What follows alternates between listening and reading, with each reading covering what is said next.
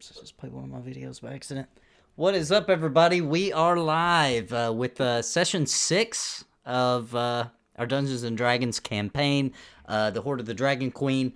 I'm going to give a second for everybody to come in the room. We're going to kind of recap on what happened last session, because last session had a lot going on. A lot of things happened, and just want to make sure that we all remember basically what's going on. So you guys had met up with Theosin, the monk that you'd rescued back at the Raider camp, and basically between him and what was the dwarf's name, Onthar, they had invited you guys to join their groups that they're trying to amass people together to stop this cult. They know basically everything they know, is because mainly the research and what you guys have found out about. Basically, they're collecting a hoard of loot. They're traveling north, and some of you joined the Harpers. 2 of you, I believe, joined the Gauntlet. What was it called? Order of Gauntlet. The Order of Gauntlet, and then which is Onthar Thorm, and then Leosin is one of the leaders of the Harpers. And basically, the scheme was put together that you guys would join the caravan traveling north. They didn't know exactly where, but it was going, and that was kind of what they wanted you to find out: is where's it going, and what's the purpose of it. So you guys are in this caravan, kind of doing some reconnaissance work, and pretending like you're guards, protecting the caravan. Some events took place. There's a noble. Well, first of all, the guy driving the caravan is a guy you met back at the Raider camp, that Tronic and Fife had talked to. Now, Fife was, she had a spell over her face, so he very likely wouldn't recognize her. However, it is possible maybe he might notice Tronic. And then, so he's driving the caravan, the one that you're guarding. There was a gnome, seems very nosy, the nosy long-nosed gnome, Losvius, and then there's you also met a human woman who is completely green, nicknamed Green Imza, and she, Tronic had found out because she flashed him the Harper thing. She claims to be one of the Harpers, and you guys need to know if the dragon eggs were destroyed back in the hatchery, back at the camp, and there was supposed to be word sent to you, and Tronic worked it out to where by the next day, at that evening, if she hasn't found anybody to go find out, she will go find out and try to catch up with you to let you know, or send something, somehow get the information to you.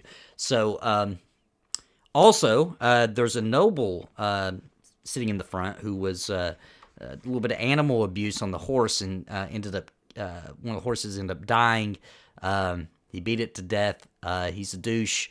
The caravan overturned at one point. It broke his leg, and a bunch of very expensive jewelry and gems and things like that had spilled out. The bearded guy driving this caravan was super upset that people had seen that. And one person who... so Hamlin snuck away, perfect stealth, and got a good look at everything. However, there was another guy that Fife had talked to, known as the Pole, who showed some interest in it. And then last kind of things that happened there was you guys were having a little meeting in the woods. You know, so Ruckus should come out, and they're kind of got him stuffed in his tent and got a couple of guards posted in the front of it. And the bearded guy, you guys did a mind read on him, and he is planning to kill him because he's talking too much about it, and that the specifics of that expensive stuff, for whatever reason, should have never been shown, and he doesn't want to take the fall for that, so he's just going to kill the guy that's making a big deal about it. Anything else you guys want to add? He's going to kill the pole? Yeah, that's why he stuffed him in the tent and has guards, and yeah, he's planning on killing him is what... I think that was you, Kravik, right? You're the one that mind read? That's correct. We did a tag team where I pretended to talk about the something or other jewels while we were reading his mind. That's right. And that's pretty much where we're at. Anything else, guys, you can think? Oh, also, Fife had sent a letter off to a. Oh, right. Of course, nobody knows that. I don't believe anybody saw that except for Fife. But the viewer would know that Fife had sent a letter off about a debt and ready to be paid, etc. And Fife, you had that conversation with Green Imsa about you had another way to solve, because she's headed to Waterdeep, and that's the only reason she doesn't want to leave this caravan, is this is a good, safe way to get to Waterdeep, where I think her uncle has a cure, but you told her that you could take her, before you even get to Waterdeep, there's a spot you could take her to that she could be cured as well. Indeed. I think that's where we're at. I think that pretty much covers it. That's pretty good. Have we rested? Are we all rested up? Well, it's nighttime, but Yeah, I think we need to decide if we're going to act fast, and help this pole guy, or if because if we rest, we might miss our opportunity to act on some of this info we just got, I thought at the end of last session, somehow I asked Emza if I could sleep in her tent. Have we rested? Are we all rested up? It did happen. It's nighttime. That might have been a dream that you had. I couldn't remember if the D&D kind of came at me after the game session, or if that really happened. So. I don't think we actually slept, though. I think all of this was kind of happening in tandem, and Yeah, and you guys didn't. You guys hadn't decided to sleep yet because we had to wrap it up, and you guys hadn't decided if you wanted to go straight to sleep yet, or what you wanted to do. I'm disappointed in everyone here. We were all one soft lie away from making Schlau think he had like a horny dream about an NPC. You blew that. It would not have been hard. You would have You'd be like, yeah, that's Drax. That roll would have been easy, an easy one. I would like to use my message cantrip on basically the entire party to let them know that the guy in the robe is going to murder the pole, and I'm basically asking everybody, is there any reason why we shouldn't just let this happen? We're all supposed to be undercover right now, so I don't really see a value in going to bat for this dude, but unless there's some value to it, maybe I could. Okay. And I'd like to remind everybody something I'd said at the end of last session, too, that might be super important for your decision-making right now, was that it's pretty late. Things have completely calmed down. Most people are asleep. There are guards sitting at their camp, but it's pretty quiet. Crickets in the air, the sounds of the wilderness around you, but nobody's really... nobody's even really guarding at this point because they expect perfect time for murder. Yes, exactly. And and also worth mentioning is the bearded guy, which you guys still haven't learned his name. He does have a name, I swear. He's inside of his caravan on the inside, but outside of it is the nobleman whose leg is broken. He's snoring though. He's dead asleep. And can I ask, did we clock how many were part of the bearded dragon guys group? How many people total? Well, just how many rogue boys? They're kind of all together. This caravan's pretty tight. But just his caravan alone is most of his party makes up. Besides Fife and Hamlin, you guys are merchants, but Krabic, Balasar, Lenora, and Tronic are 4 of his guards, and then the other 2 is the gnome and Green Imsa. Okay. And then there's the noble. There's a nobleman. We're the noble's guards? No, you're for the bearded guy. The nobleman. We're the bearded guys. For all you know, he's just riding along. It seems. Okay. All right. Well, we cannot let him die. Any particular reason besides just generally not liking when people die? Because he lives. You say that like having principles is not worth anything. I'm just curious. Just want to be specific here. He's kind of gross, though. Says the rogue. He was a little gross. Gross he may be, But he if we can spare his life, then we all deserve to walk another day. Also, if my recollection serves, the only reason he's quote unquote gross is you flirted with him and he reciprocated, right? And now he's gross. Yeah, that's disgusting. Yeah. How dare he? Question. Literally, he said, I don't know anything about the dragon cult, and you were like, disgusting. Out of here. Filth. Well, no, then he was being gross. He didn't, a woman is allowed to change her mind at any point in a romantic or sexual interaction, and he didn't respect that. He kept on trying to push. Yeah, and he was very like boastful, Right. He came on a little strong, yeah. He kept on trying to talk about his pole, and I just wanted to talk about crime. Question: just for blocking purposes, how are we congregated? Are we still in the woods right now? With Tronic, you're in the tent with Green Imsa. Because remember, okay. She came out for a second and talked to Fife, but then after that talk, she went back in the tent with you. Everybody else is outside. All right, I was smoking weed. I mean, the spell message can be passed through tents, by the way, so we can literally talk on cell phones now, like text messages, basically. Well, it has to all go through me Kravik, or Kravik. Oh, you as well. So what I can do is I can use message to tell this guy, like, hey, you're going to get murdered tonight. If you stick around, you should bolt. And then, that way we all keep our cover, right? Does the message know where who sent the spell from? Like, will he be able to clock you? That's a very good thing to look up. Yeah, let's find out. It says block number. Yeah, do you have like no caller ID on this one? What's that ability called? It's called Message. message. So it message. says you point your finger towards a creature and whisper a message. The target hears the message and can reply in a whisper that only you can hear. You can cast this spell through solid objects if you are familiar with the target and know it beyond the barrier. Magical silence, 1 foot of cone, 1 inch. Yeah, all that good shit. You can cast it through a bunch of stuff. The spell doesn't have to follow a straight line. It can travel freely around corners and other openings. It doesn't say anything about it will know it's you, and I presume you can whisper in, you can mask the voice of your whisper just like you can mask the voice of your voice. Mm-hmm. Do it like Christopher Walken. I got this. You guys ready for this? You ready for some magic here? Yep. Yeah. Always.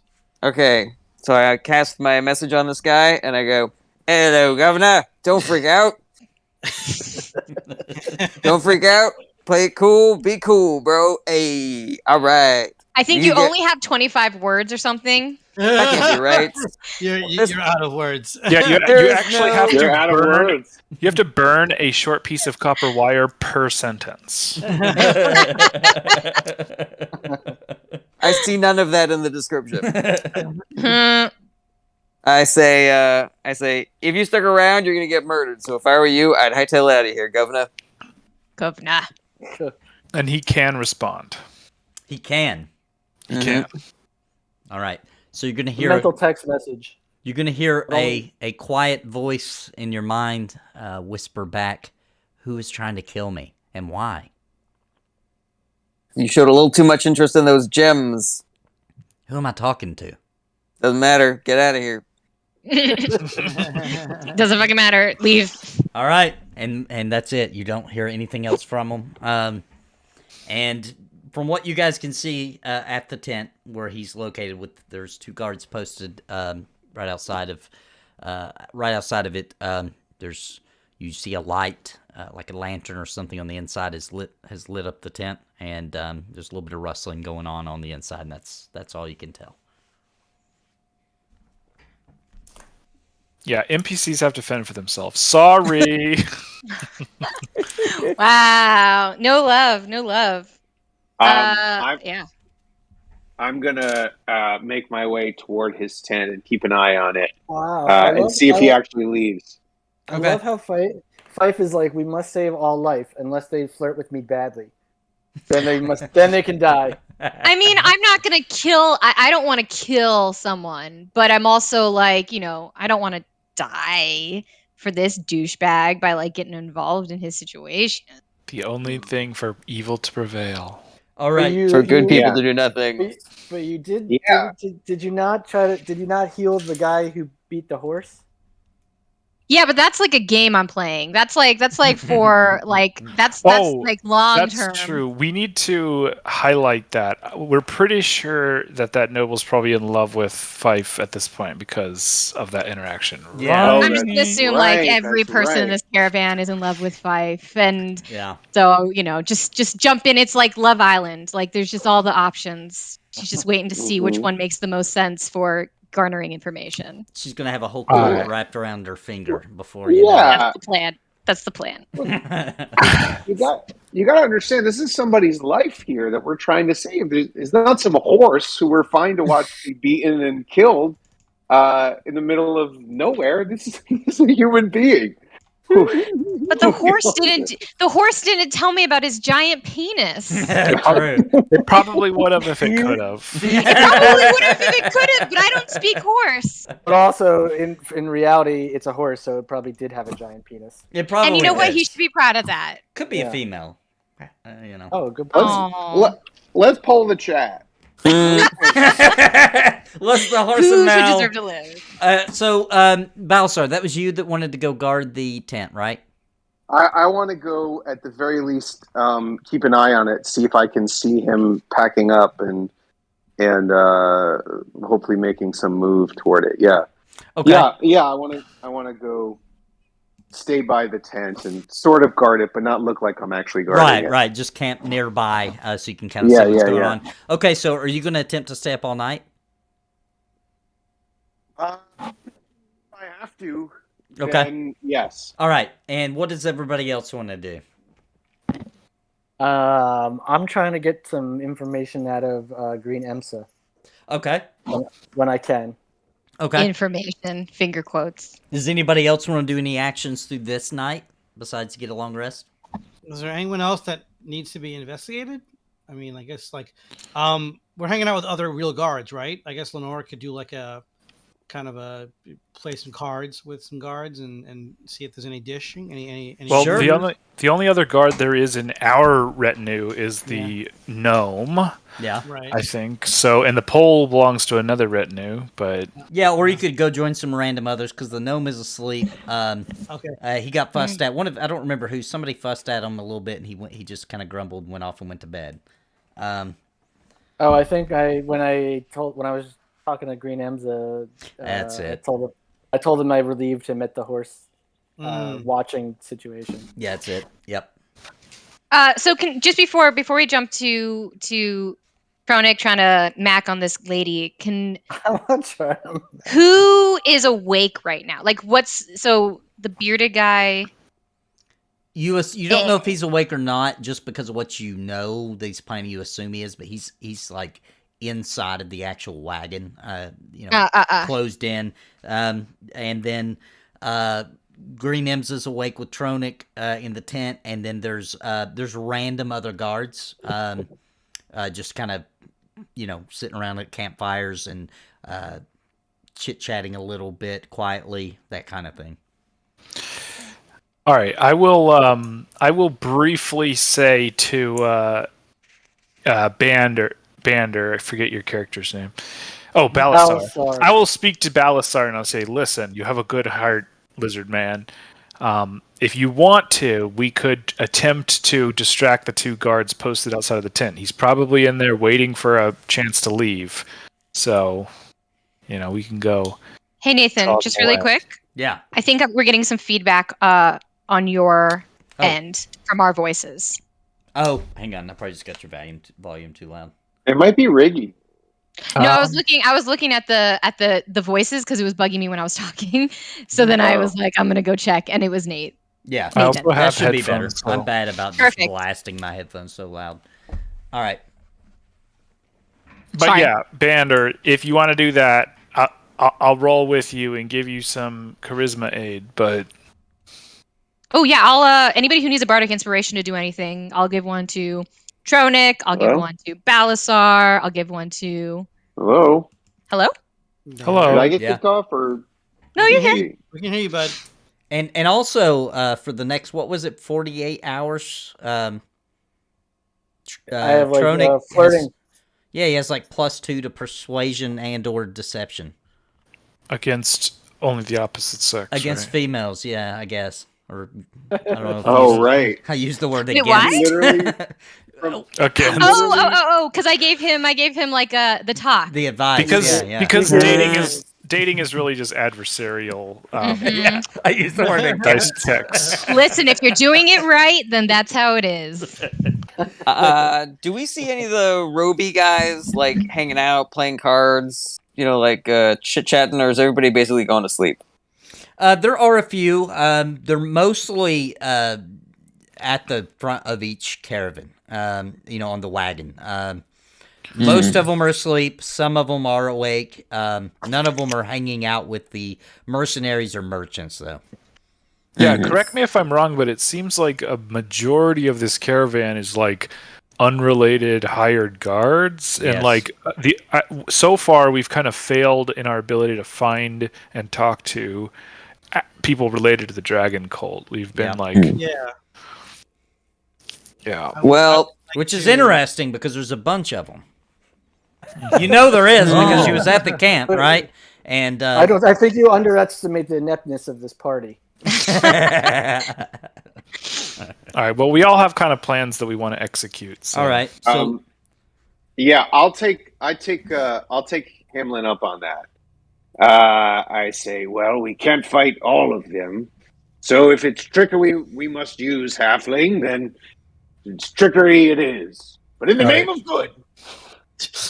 Yes. Let's just tell them that there's that we heard a child crying in the woods and we need them to come quickly.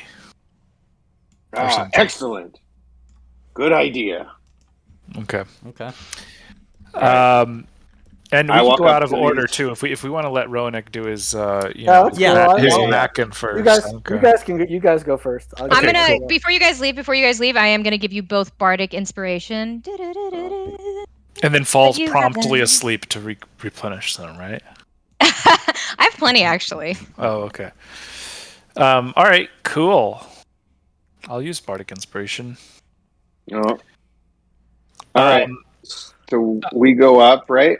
Okay, yeah, I'm gonna walk up and I'm gonna say, you two, the other guards have fallen asleep. Only this guard is up right now. I just heard somebody crying in the woods. It sounded like A child. It sounded like a child that was. There's a child in I the recognize woods. one of the other merchants. We must go now, quickly. They glance at each other and roll a deception check for me. Me or him? Hamlin, since he's the one talking. And because I'm so deceptive. Oh no! Oh wait! I get to. I'm using it now. All right. So 12. 12. Okay. So they look at each other and they look back at you. Hey, go do it. There's plenty of other guards. We're not leaving this post. Wah, wah. Oh no! How could you? All the other guards are sleeping right now, and it sounds like I'm gonna need more help because this child's in a lot of distress. All right. Give me 1 second. right. So he puts his fingers in his lips and whistles, and whistles twice, and the caravan that you're guarding. You see the bearded man. He crawls out. He doesn't. By the way, he doesn't look like he just woke up. He crawls out. What is it? What do you want? The guards are like, hey, this guy here. He says there's a baby or something. Could you round up some guards? We're not leaving this post. It's not a baby. It's a child. A child Big difference. in the forest, or I was out gathering some firewood. I heard a child crying. It sounds like it was the child of one of the other merchants, and I couldn't find them. I need some guards to create a search party, get some torches. All the numbers count. We need to get out there. Wait, am I right there when he's saying this or no? Yeah. yeah. Everybody's within earshot. Everybody's kind of hanging out in the same area. Besides Great. Besides Tronic. Okay. But he well, would even probably be I- able to hear it. He's nearby. Okay. Well, I say maybe we should wake up some of the guards. Isn't there a guard in there, the pole or something? Get him to come. Oh yeah, he's tall. He can can help us see see far. over the Well, wood. The middle-sized bushes. We've got plenty of other guards. Why don't you just go poke around? How about those guys over there at the campfire? They're doing nothing.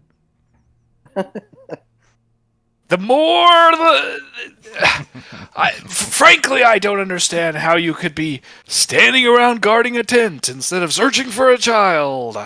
It's a little weird to me, guys.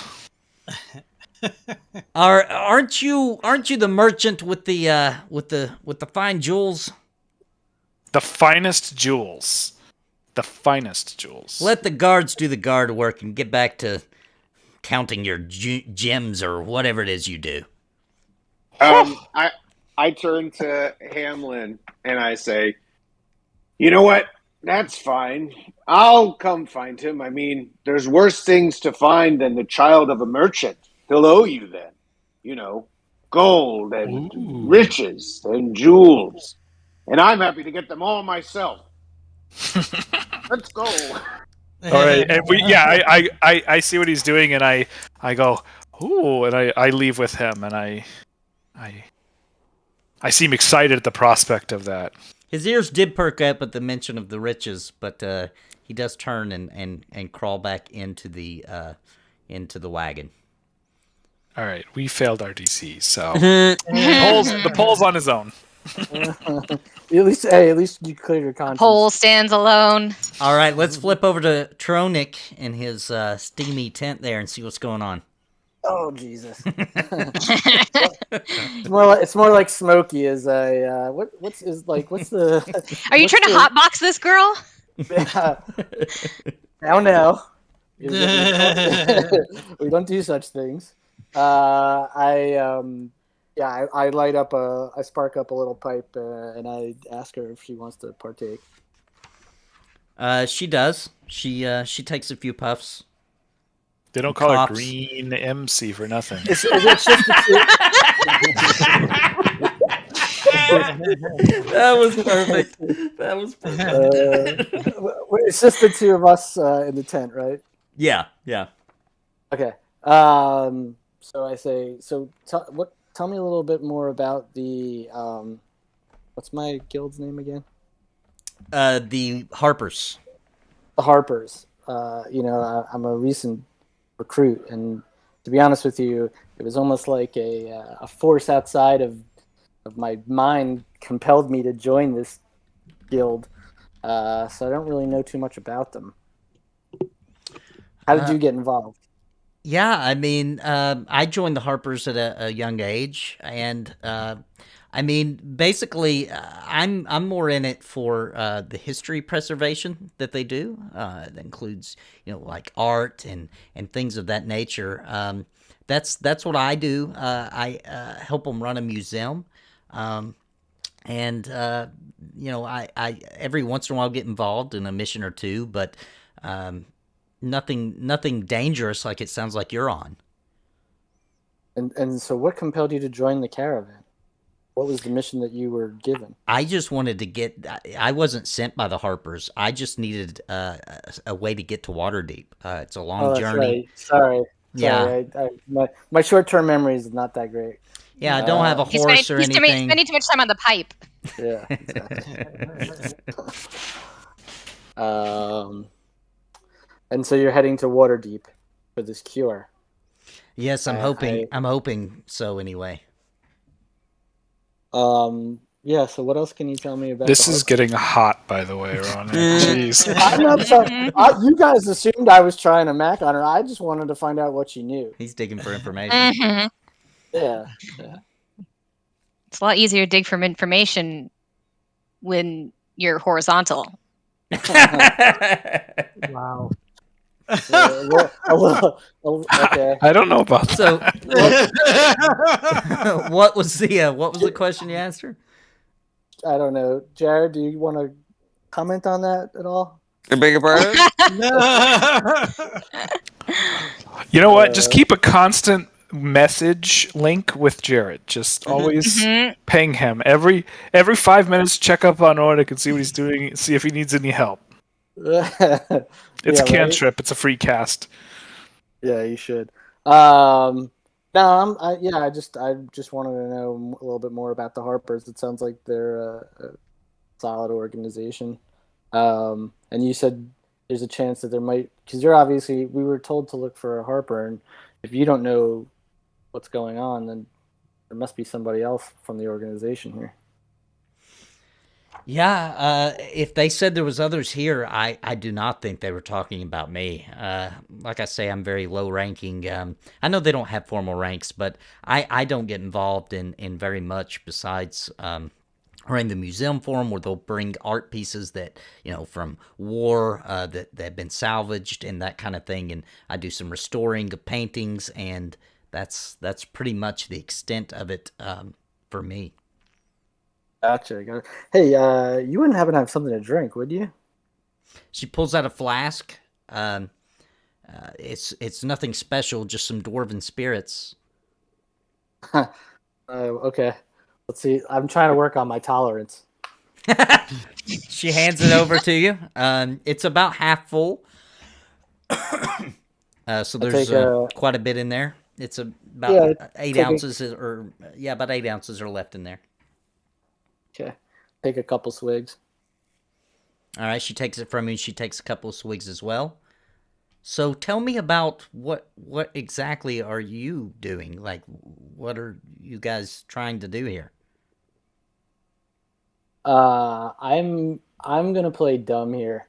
It's not gonna be too hard. I tell her, to be honest with you, I'm just sort of the hired muscle. You'd probably have to talk to Krabick or Fife or one of the other ones, Lenora. Like, I'm just here to kind of watch their back a little bit. I know that we were supposed to kind of keep an eye on these guards here in the purple robes and kind of see what they're up to, but I'm talking too much already. I don't. Yeah. All right. So, as this part of the conversation is happening, this is strong. This is pretty strong. What is this? as this happens, you notice outside the tent, and everybody outside the tent, you see the purple robed bearded guy. He comes back out of the wagon, and he marches up to the two guards and starts whispering in their ears. And then he turns back around. Oh, everyone, I need everyone to clear out. We need to search this tent. I need everyone cleared. The tent where the pole was? Yes. Shit. Who's with us? It's Lenora, Krabick. Are Balasar and Hamlin still there, or did they we just walked away. Yeah, they're we gone. Didn't go far. Okay, so it's Krabick, Lenora, and Fife watching this happen, like right there. Yes. What do we do?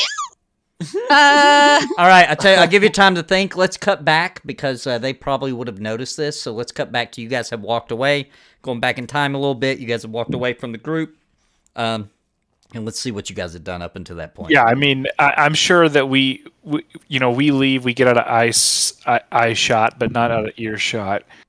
And I say to Balasar, well, that was a disaster. Seems you don't have quite the tongue you thought you do. Yeah, sometimes it just feels like I roll the dice on those things. But I don't know. I mean, it's clearly going to happen tonight. Otherwise, the guards wouldn't have cared at all. They would have just left. So, I don't know. Can't think of any good ways to help this guy out. Hopefully, he got the message and is going to make a break for it soon. He's in his own tent, right? Surrounded by guards, and yeah. He's in his own tent surrounded by guards. Okay. I say I I don't know what to do, Hamlin, but I cannot let this happen. If your way didn't work, we'll have to try another. And I try and duck behind. I say, but I cannot let this happen. I move. I start to move back toward the tent. Okay, and as you are walking back towards that event I described earlier happens. He comes out, he whispers, he tells all the guards to clear out. So now we're all caught up to this moment. Now everyone, the besides your group, which you decide what you're gonna do, but the other that were sitting around, anyone nearby has scattered. They went back to their caravan. They went inside of wagons. They're out of sight to avoid. While this is happening, can I attempt to like pull Balasar down and help him hide in the shadows so that we can still because we walked away, they might have not seen us. I don't know if we need to roll, but no, you're coming out of the forest. The only light at this point, it's really late at night, would be the moonlight, which isn't very great tonight, and also the campfires, and you're not near those. You're in the forest, super dark. Okay. So I say, I'll give it to you, big lizard. I'm going to show you how the rogues do it. Didn't you just show me? That's how the birds do it, actually. Now I'm going to show you how the rogues do it. Can I turn to Krabik and whisper to him how we should save this guy, right? Right? And I will use message back to her, and I'm like, "You mean the pole?" Yeah, it's fucked up. Do you have invisibility? I do. Can you turn me invisible? I don't see why not. I turn 5 invisible. Okay. That is why I rolled a wizard. Well, I'm asking. I'm not going to demand this nice gnome. And so, is there a place in the back of the tent where there are art guards? As in the chaos of moving, can I try to sneak into the back of the tent? Well, yeah, you could. I mean, you're invisible, so you could totally get behind it. You wouldn't have to, if you're looking for an entrance. These are quickly put up tents with, just tied to the ground. You could literally just crawl under it. Okay. So I'm just gonna crawl under it and go into the tent. Okay. As you pull back the tent and crawl into the inside, immediately you realize it's empty. There's a bedroll. No. There's a bedroll, and that is it. There's nothing else in here. I immediately leave. Whose tent is that? Whose tent did you go into? The Pole's tent. Oh. I immediately leave. Nobody saw him leave. Even with passive perception, this guy is a pro.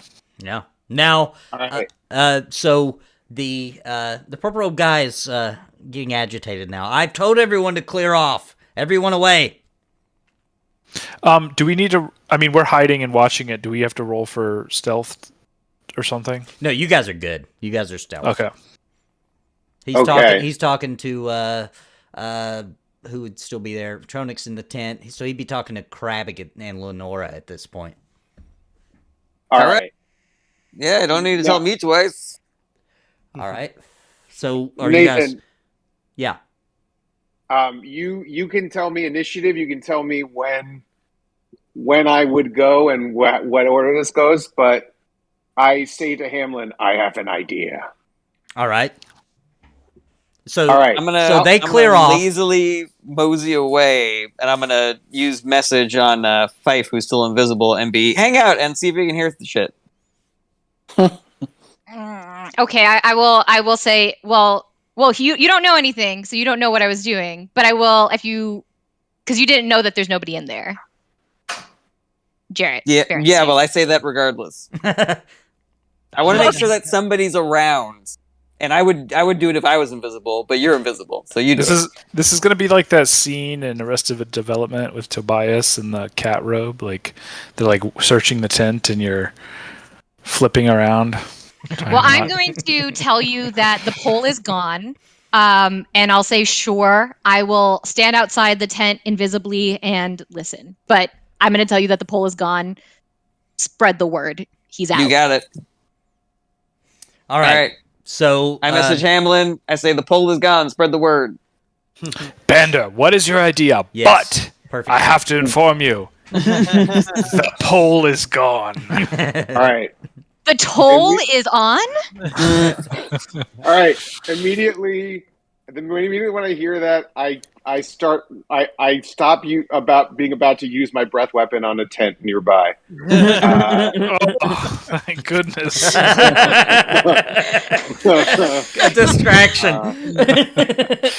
Yeah. Listen, man, I was going to pretend that the pole tried to rape me, and then I was going to attack him until you ran away. Oh, goodness. They would have been like, how did she even get in there? Trust me, this is for your own good. Yeah. Maybe like, Wait, dude, later. run. All right. I Oh say my I gosh. say to Hamlin, like, the pole is gone. How do you know? What do you mean? I have no more information than that. The pole is gone. Are you lying to me, Hamlin? Are you trying to get him killed? I say, look at me deep in the eyes. Would I ever lie? Okay. Gotta be disadvantage on that. He rolled for deception. You must. I mean, he's got to have I can only say that he's got to have disadvantage because I've seen him lie. I've seen him lie a bunch. That's still a pretty impressive roll. DM, what do you think? Should I disadvantage? No. I think that's good. Fantastic. I think okay, that's great. fair. Because I am stupid. I will say that. I'm stupid and great. All right. So I say you are right. You would not steer me astray, and I'm sorry. Though small in frame, you are large in truth. All right. Okay, the pole is gone. And I get back into the shadow. Or whatever. Do what he's doing. All right, let's watch. So the guard or the purple robe sends it. He points towards the tent, and he's standing on the outside, looking around, making sure no one's watching. And the guards go into the tent. You see the tent moving around a little bit. They come right back out. They're talking to the. I guess the only people who really see this would be Fife and Balasar and Hamlin. They come back out and they're kind of talking and they look nervous. And then the purple robe guy goes on the inside. He comes right back out. He begins. He's mad. He's angry. He's ripping at the tent. He's tearing it down. Wait, can Fife hear any of this? Because she's she's invisible over there. Yeah, she would. Yeah, I'm just chilling. Yeah. Oh, that's true. So basically, they came out like he's not here. And then the purple robe's like, you effing idiots! You let him get away. He must have slipped out the back, and while you were distracted. And so then he whistles and he points towards the woods on the south side behind the caravan, and the guards run off into the woods. He seems to be looking down, and Fife, as you see this, you see that there are some very, very light footprints that go off into the south into the woods. So. Okay, quickly, I say, Bender, we have to get into the woods and pretend to look for a child. Quick! I turn to him and I say, Balasar. Oh, sorry. Sorry. We have to get into the woods, quick! I don't know why I keep calling you Bender. It's so close. This is the problem. That's why I had to change my name. It's literally because I keep looking at the Discord and just read All right. Bender. All right, I'll follow him to the woods. I'll go to the woods then. If he says that. Yeah. Can we try to maybe move faster and maybe around the guards and then light some torches up and be pretending to call for children? Yeah, both of you just roll me a athletics just to see if you're able to run super fast and. Okay, I jump on Balasar's back. Yeah, before he I was starts going to say. Nice. Okay, so with the burst of adrenaline, you guys rush off and around and slip through. Mostly everybody's asleep, so you can slip through and take a long path around. Now, you guys running into the forest in the general direction they're going into? I think we should try to like loop around and try to like cut them off. And you know, like, oh, you've decided to come help us look for the child, and maybe like stall them. Okay, so as you guys come up, you break into the woods, and just as you break in, they kind of run in and brush through the brush, and they see you and they stop. What? Who are you? What are you doing out here? Well. Looks like your morals finally caught up with you. You just couldn't let a child go lost in the woods. Come along. I'll show you how we're the patterns we've already searched and how we're doing it. Hey, have you seen one of the guards? He slipped away. We think he might have some valuables on him. I'll give you the valuables. You're very confused. You're very confused. We're looking for a child, not a guard. No, we're not here for the child. We're here for a guard. He stole some things. I'll let you in on the loot if you help me find him. My one weakness. I love these. Riggy's brain just went from one way all the way to the other side. They're very expensive gems.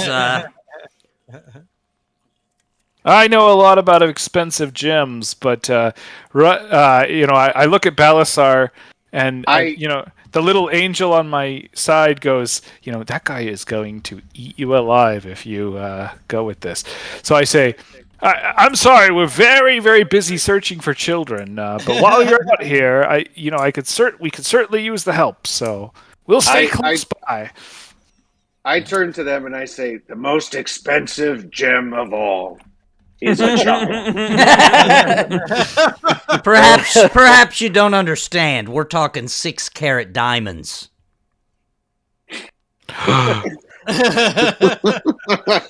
Hamlin needs to roll Constitution to survive the heart attack. Oh, the dilemma.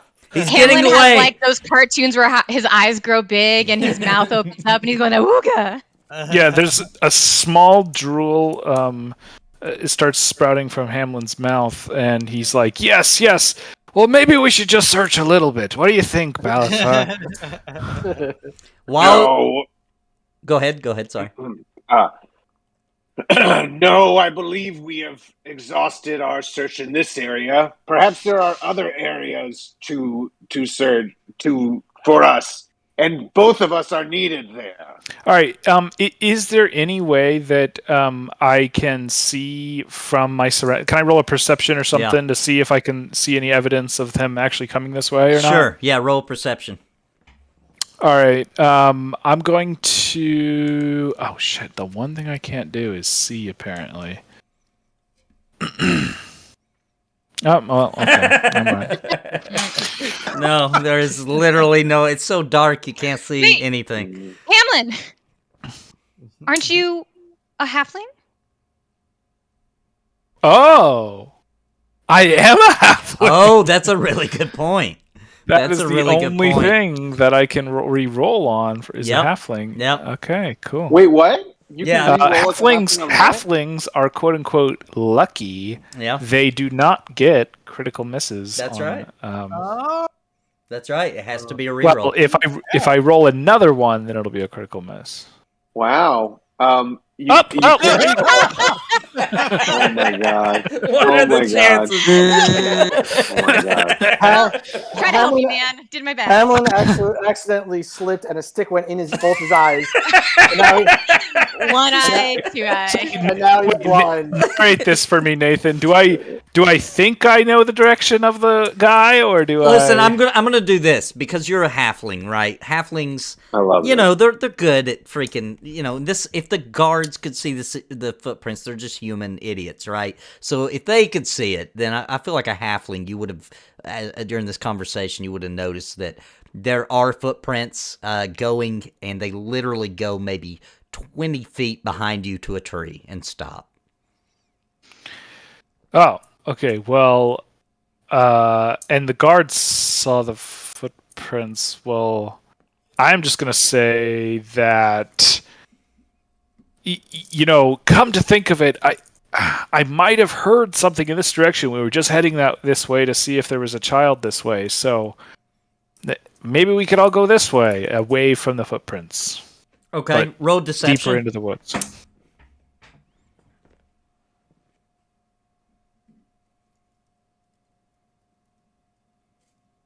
Okay. Yeah, they believe you. All right then. Take us to what direction you think that he is, and why do you think Okay. so? I want to turn to Belisar very quickly, wink and tap my nose twice, and then turn back to the guards and say, "Well, we heard, we heard sounds coming from this direction, but they sounded very unchildlike, so we weren't interested in going that way. But now that you mention that there's a jewel thief, maybe we should go this way." And so without giving them any further explanation, I run off in the wrong direction. All right. They begin following you, and as you get not too far away, there's a. And what are you doing, Balasar? I'm gonna follow them, I guess. Okay. All right. So you guys are walking, and you hear behind you. Not. I mean, you've maybe made it 30 feet away, and you hear the thump behind you of what you can only assume is someone jumping out of that tree. You hear a rustle and a thump, and then scattering as if someone ran away. So the guards turn at the sound. What was that? That was him! He took off that way! And they begin running in that direction. Okay, at this point, how deep in the woods are we? And how Not very, because you guys ice- caught him at the. You guys caught him. You're maybe 20 feet into the woods. It is So we're dark still though. It is complete, almost pitch dark. There's only a little bit of moonlight flickering through the canopy of trees above you. So we can't see the camp like from here. Yeah, and they didn't bring torches. They just ran straight here. So Okay, I say, well, we tried it the rogue way. Now we're gonna do it the paladin way, Balasar. And I draw my bow at one of them running away.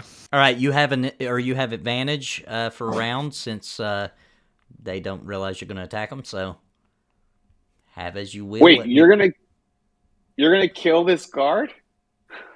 We're in the woods. Everything's It's okay. Everything's okay in the woods. There's no laws in the woods. yeah. I mean, we can hide the bodies in the woods. We can make it look like the pole killed them or something. By the way, I'm getting a little bit of feedback from you again, Nathan. But Oh, my bad. Wait. They're chasing the pole. They found the pole, or they heard the pole. They're chasing the pole. I pulled out my bow, and I'm going to kill them. So, Okay, if I can- sorry. There's my initiative. All right. Well, all right, cool. All right. I'll roll initiative too. I'll roll initiative all fucking day long. All right. Roll initiative. All right, the guards are on there, so you guys have your way. They're on the. Well. It should be. Well, let me unhide them. There we go. Yeah, I don't see him. There we go. I'm going Okay. to attempt to shoot an arrow in the leg so that we can jump on them quickly and silence them. Is that okay? Yeah. Can I see them well enough to shoot? Yes. Okay, cool. I'm going to target guard 2. Is there one that's further away than any of the other? They're both running pretty much side by side. Okay. Now, how do I target without a map? That's a question. You should be able to. Tracker. Yeah, use the combat tracker instead. Oh, you can do that? I was Yeah, you just right click or whatever on the whatever one you want. That's how I've been doing it the whole time. remember I was a DM before. I didn't do all these things. Oh, I remember. Okay, control click the guard. Okay, guard 2. Cool. Okay, and then I have this sweet new bow with a +1. Sorry, I am Okay, cool. My refined short bow. Oh my god. What is with me tonight? I fire an arrow into the woods and hopefully it passed them silently. All right, it is your turn, Balasar. Okay, so I'm going to assume that they saw this arrow fly past them. All right, wait. No, how far? well, how far this are they? has all happened instantaneously. So yeah, they're gonna notice Okay. they're under attack, but you still get a turn first. How far? How far away are they? Not far. I mean, they just started sprinting away towards the sound they Okay. heard.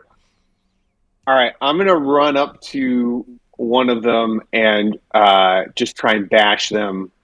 Not slice them, but bash them with my mace. Okay. Yeah, not to kill, to incapacitate. All right, let's see if this can work.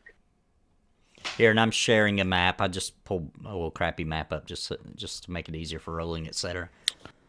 If there's any way we can do this this combat in a way that gets them silenced quick, because they're going to call out quick, like back to the camp. Yeah. I really have to decide what. Let me check my spells actually real quick. Oh. All right. I'm gonna go up. You know what? I'm gonna go up next to. I'm gonna cast command on one of them, Nice. and then and the command is kneel. Okay. Let me see about the spell. Let me see what that is. Command.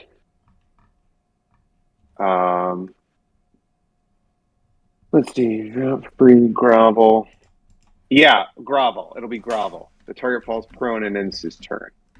And it'll be at guard 1. Okay. How do I target them again? I think they roll a wisdom saving throw. Is how it works, right? Yeah. Let me check their wisdom. Okay, here we go. Yeah, but don't I have to like? Nope. Oh shit! They just They say. just It's against your spell saving thing, which is probably like 12. It's your 12. It's 12. It's your casting plus your proficiency. Right. Can I? But I'm wondering, like, if I target them, I can just click cast on this thing, So right? he And then he failed his save. Okay, great. All right. So guard 1 falls prone, and I say to, as a bonus, can I talk to Hamlin or something? Sure, you can shout something out. Okay. I say tie him up. I say, or like incapacitate, not kill. Will do. All right. Now it's actually going to go by the combat tracker, so it's guard 2's turn because guard 1's down, prone. Guard 1's going to. They realized they were under attack. He's going to spin and see Balasar there, and he's going to run towards him, and he's going to try to stab you with the spear. Miss. All right, and now it is Balasar's turn. All right. I'm going to punch him. Okay. Are you Grapple this trying, fool. like in the head, Or- you're trying to wait, knock wait. him unconscious? Yeah, wait, can I grapple him? Yeah, certainly. What does grappling do? Why So- would I want to do that? Grappling's a strength check. Strength, It yep. Yeah, it holds him in place, and you can also do things like hold your hand over his mouth or something like that. Oh, Like, if you have full control over him, like you can. And this is a super role play section of the campaign. So if you'd rather just try to punch him unconscious, we can just roll a strength check. Oh. Okay, great. Yeah. Either way you want to go, I'm saying, is what I'm trying to say. Yeah. I'll keep metagaming, Riggy. Sorry. I'll do a strength check. No, but I think that's sort of what I wanted to do. But you know what? I said I'm going to try and punch him unconscious, so I'm going to try and punch him unconscious. All right, just do a strength check for me. It works. So just perfectly, you hit him in the temple, and his eyes roll back in his head, and he collapses to the ground. So you've got one prone that you've got him groveling for a moment there, and the other is unconscious. So it's free time for whatever you guys want to do.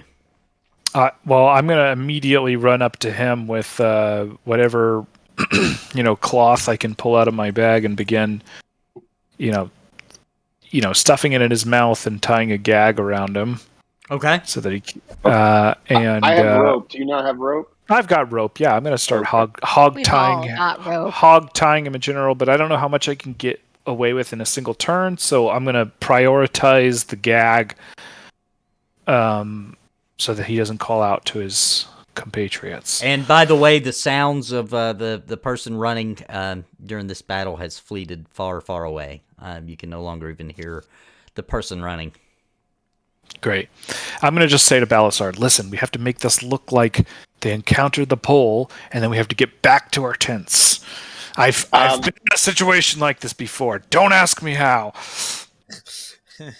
I try and pick up Hamlin by the scruff and lift him off the ground, face to face of the halfling. I squeak.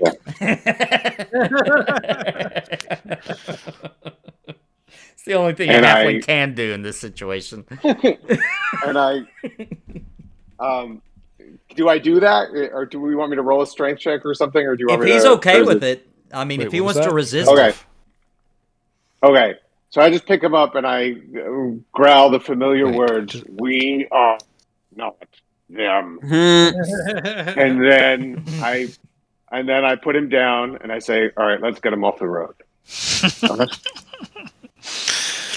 It's like, you don't have to tell me twice, guy. I'm tying him up, and maybe actually instead of my rope, can I look around for vines or anything to make it look like somebody out in the woods tied him up? Sure, roll perception, just to look and see if you can find something nearby. It's highly likely you will. Skill. I'm not a looker, okay? I don't look for things. So. Well, you've got no modifiers to perception. Nothing. I am a very distractible halfling. Okay, well, whatever. I'm just going to suggest to Balasar that we've got a knocked out guy and a hog-tied guy. We're going to have to knock out the other one. And we're going to have to... he has memory. He's going to have memory.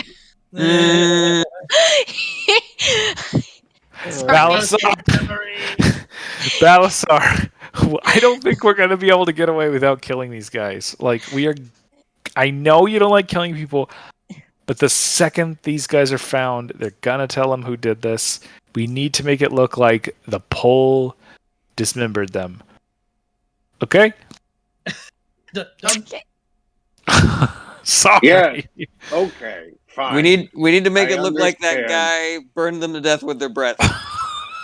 All right, so something as you guys are talking about this, something unexpected happens. You hear a rustling on the side there to the north, where from what direction? On the side of the camp, and in the moonlight steps out Mr. Nosy Gnome Lascivious.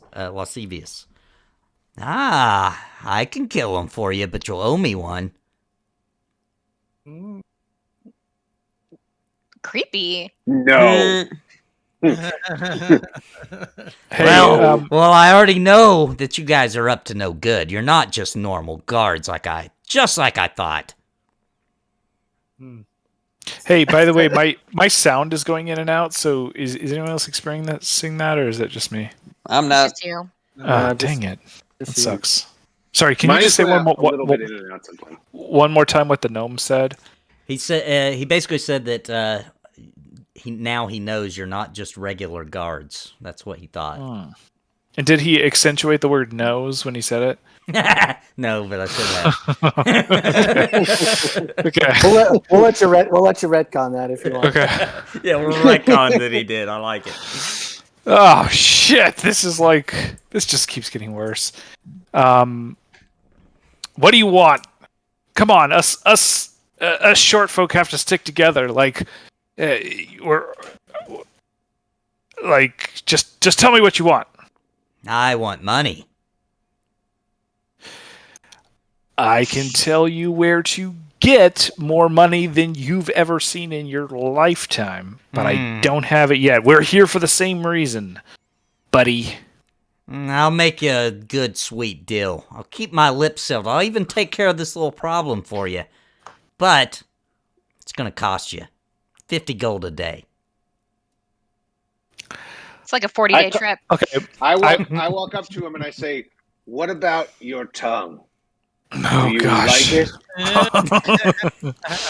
I quickly say, ignore my big fellow friend. I bring him along because he's, quite the useful muscle. But listen, we are here. In case you didn't realize, they were about to kill our compatriot, the Pole, because he was showing a little too much interest in the real prize of this. There is some very expensive jewels in transit here, and we are going to leave with the whole lot of it. We're talking hundreds of thousands of gold worth of gold. And we need as many people in on the thing. Honestly, I didn't want to split it with anyone else, but since you've stumbled in on this, we have no choice but to bring you in on it. So forget paltry 50 gold a day. You're going to become our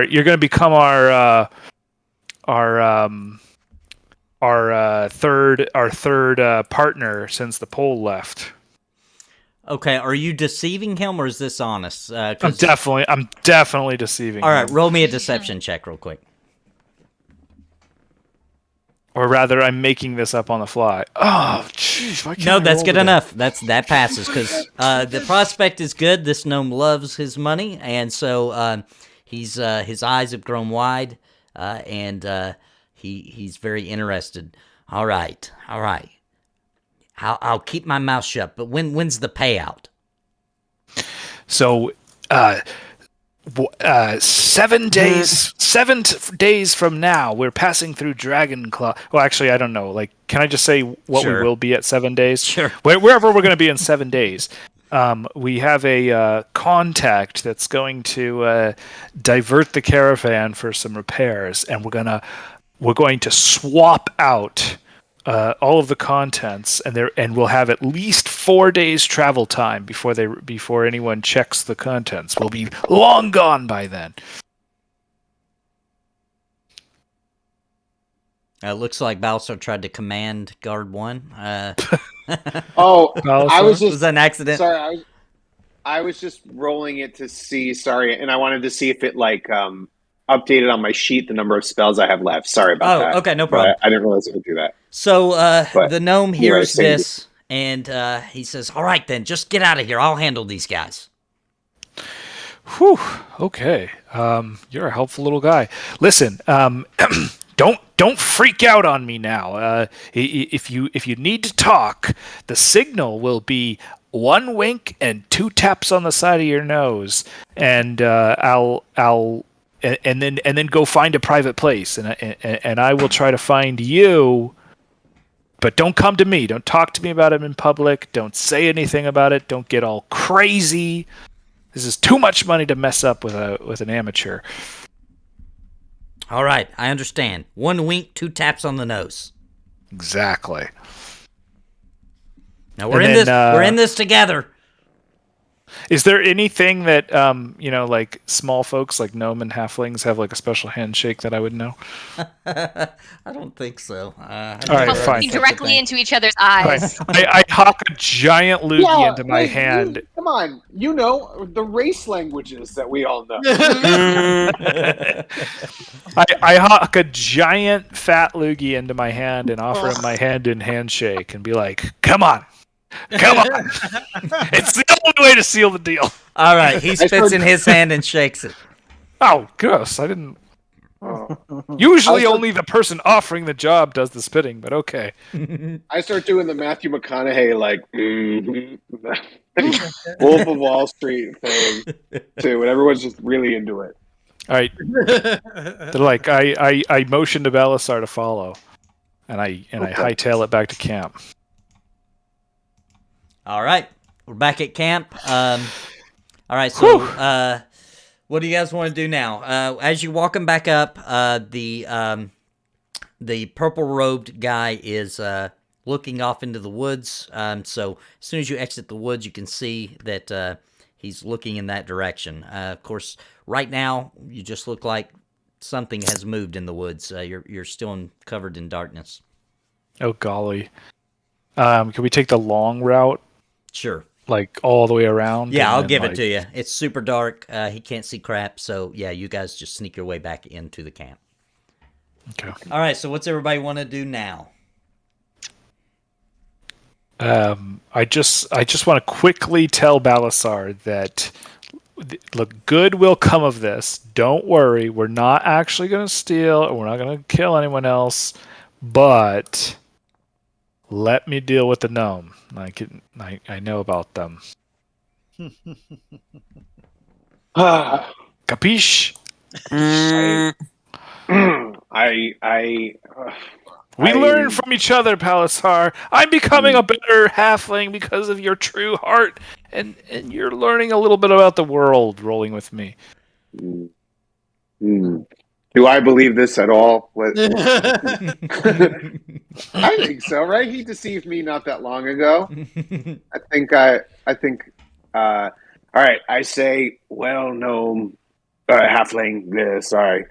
We all work in certain ways. I was not going to take his tongue. I guess we do what we must. I say, I will let you, but I know that I may be watching at any time. Yep, and if you have any problems with how it's going, it's one wink and 2 taps on the side of the nose. What is it with the nose?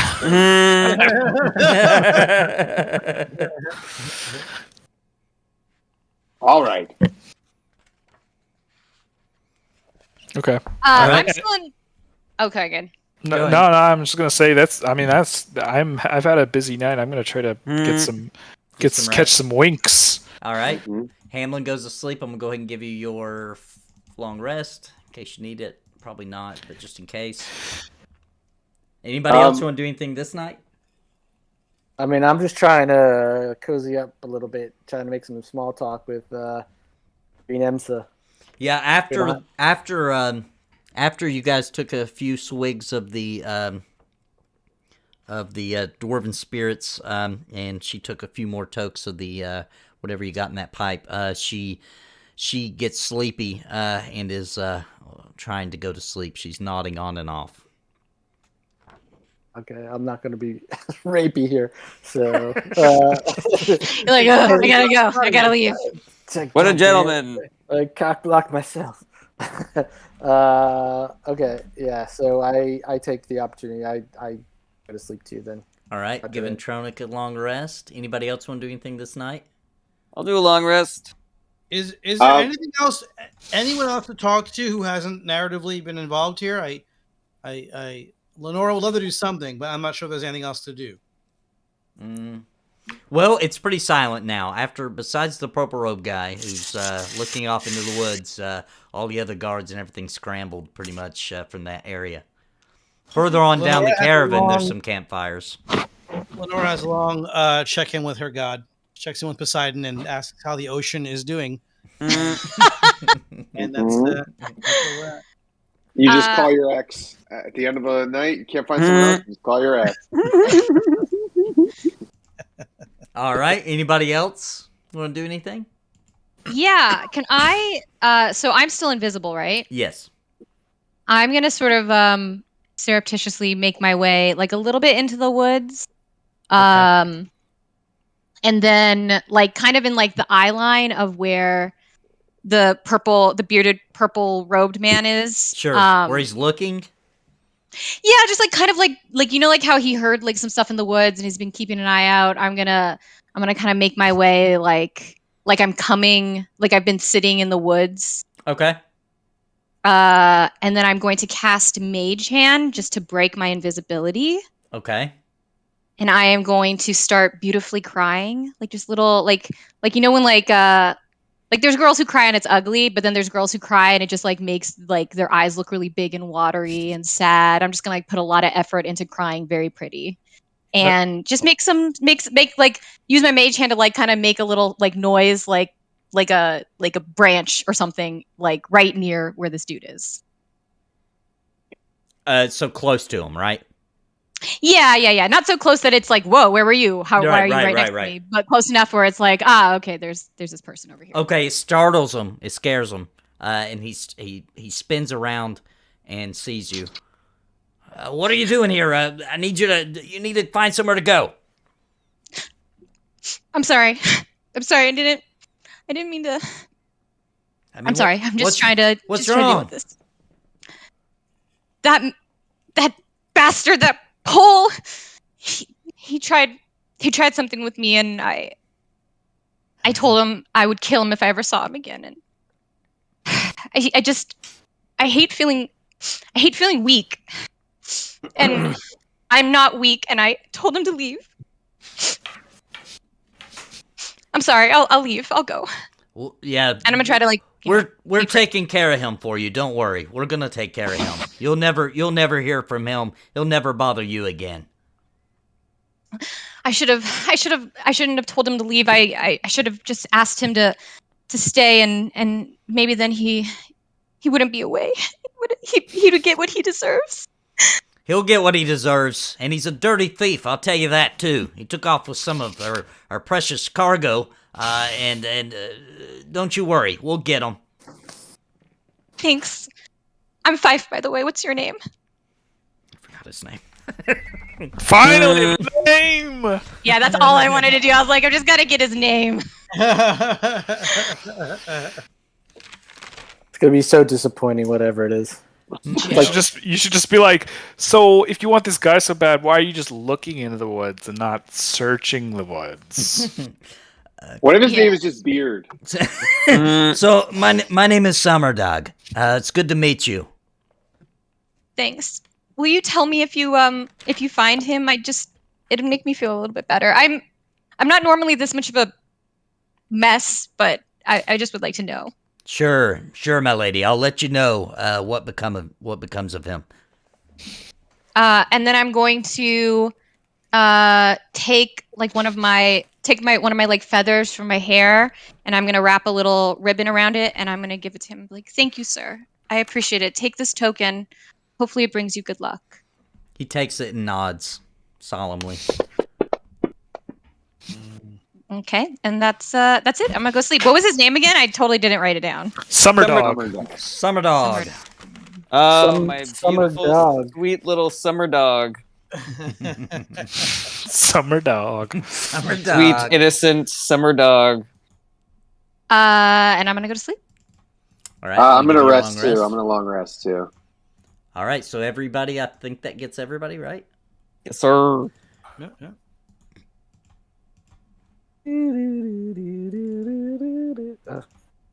All right.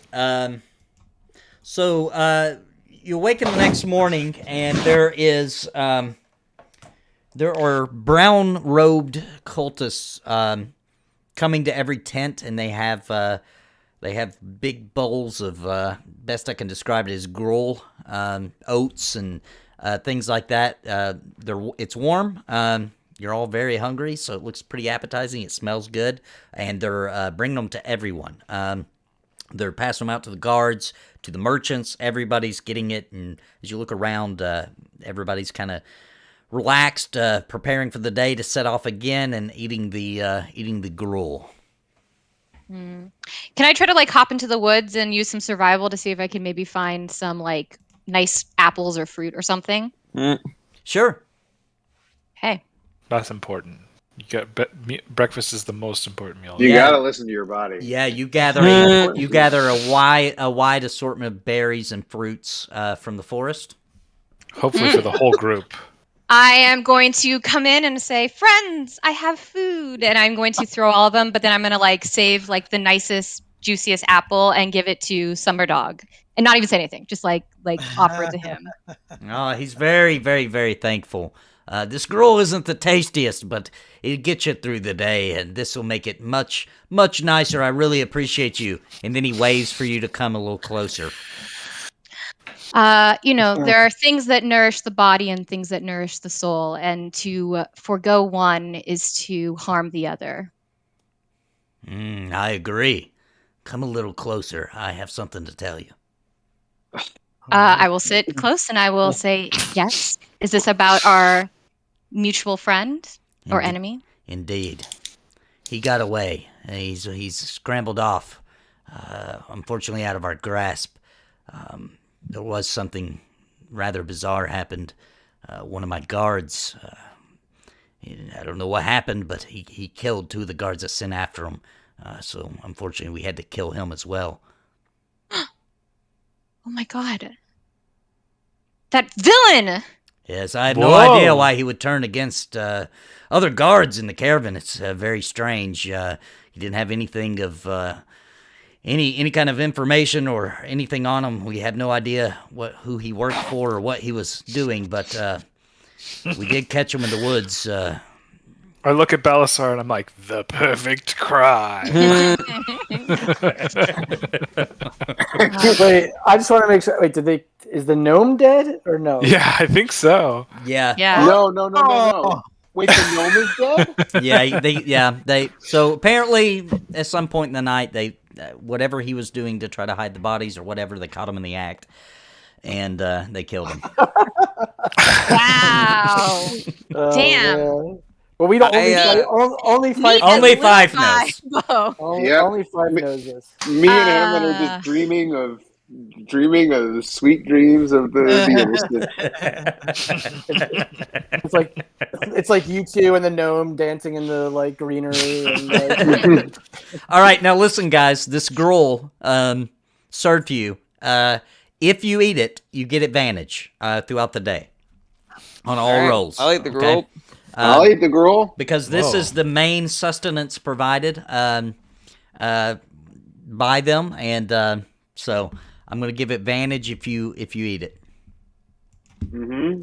Advantage for just our next roll or throughout the day? Throughout the whole next day. Every day that you eat the gruel, you get advantage the following day.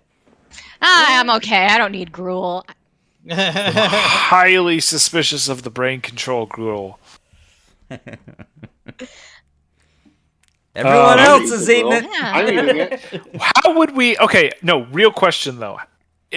Just to avoid metagaming, how would our characters know that this gives us advantage? Like, is it magical in some nature? You're just so hungry. You're just so hungry that you know that by eating this would give you a lot of strength for the day. Mentally and physically. well, I'm eating it. Yeah, I'm eating it because I'm hungry.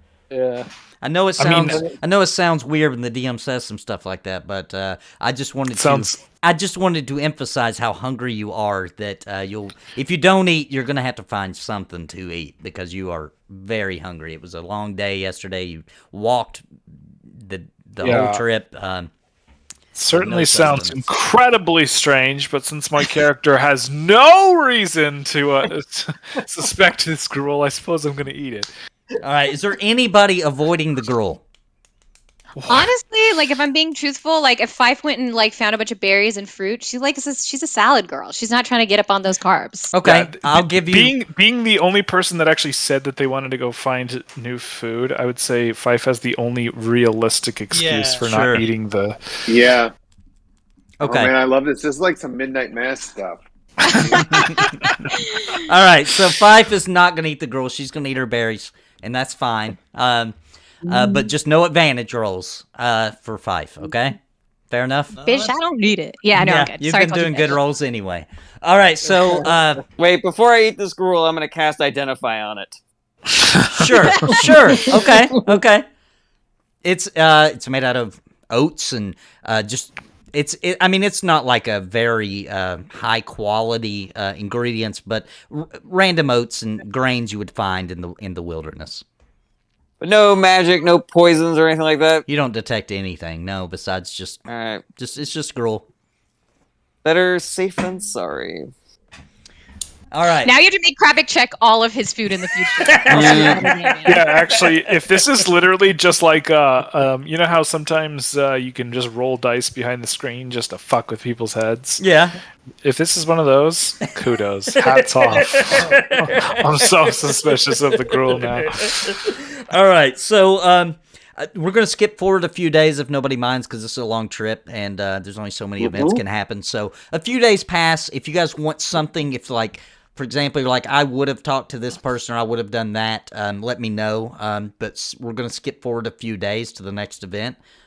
Anybody would have done anything and we can just kind of quickly peruse what would have happened? I would have told the guys about what Summer Dogs had told me. Oh, Yeah. sure. Yeah, everybody would know about that. What about don't want the to, information of the gnome? Would that have been shared? I don't think we need to share it, but Balasar might have looser lips than me. And Fife, what about Fife? Would she have told that he's dead? You would have all noticed he's gone. He's just not. Oh, he's just randomly not there anymore. So the conversation would have come up. So, like, where's this guy? What happened to him? Yeah. I would have told them everything. Like, I have no reason to hide anything, so they would know everything I know. Oh, and I'm sorry, we can't skip all the way there yet either because midday of the following day, one event did happen. A crow swoops down towards Tronic, and it's squawking. And as Tronic looks up at it, a message is telepathically sent to him, in which it tells him that at the hatchery, the dragon eggs were destroyed. However, one of the guards was caught, was tortured, and unfortunately he talked. And Langdrosa, who was back at the camp, is on horseback. It will take him about a week to catch up to you guys, but he is coming. He's aware that there is some sort of infiltration has happened.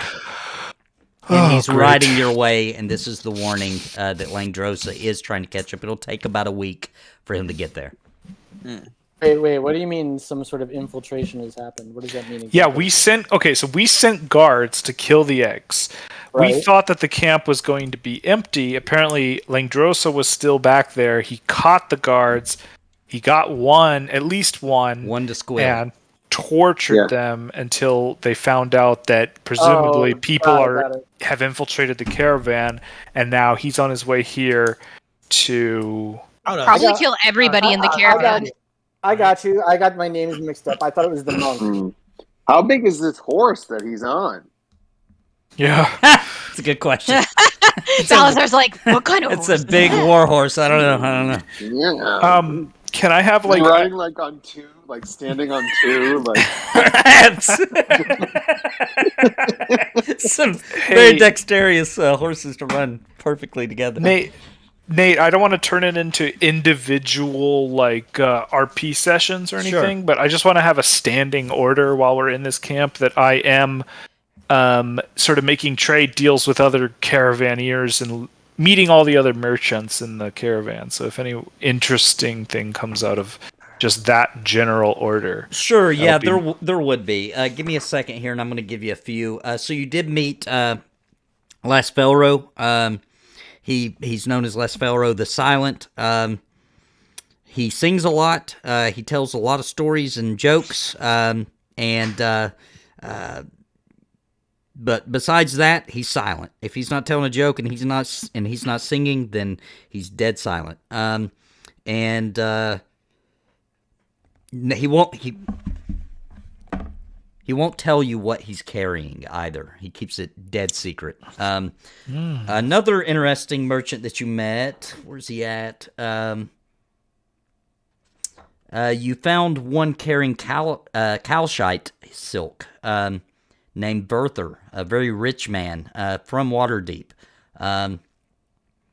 But unfortunately, he's still going to Waterdeep with you guys. That's where he's from.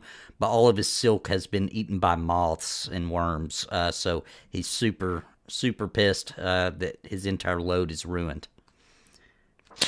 Whew, His entire load is ruined. Been there, buddy. I know what it's like. Anything else anybody would have done during this time? Yeah. A few days? Having the ability to detect thoughts, I would like to strike up conversations with the robed gentleman and see if I could try to suss out any of the plans that we are trying to figure out. Also, see if he has a crush on me. That's what I'm gonna tell him. No. Yes.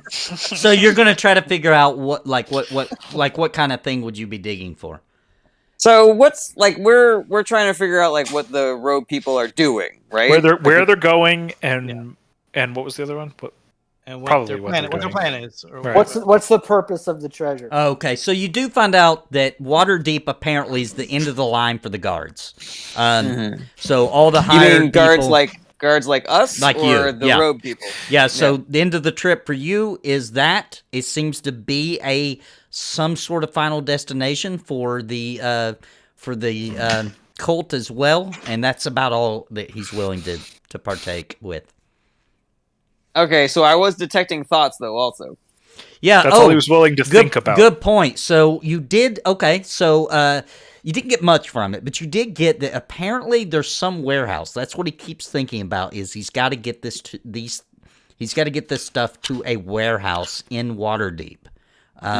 So you would, because you read his thoughts. If you were to see this place now, you would probably be able to recognize it for what it is. Okay, cool. You would at least know this is the warehouse he was thinking of, is what I'm trying to say. I relay this information to the group. All right. Anything else? Well, I obviously tell the group about the message that I received from the crow.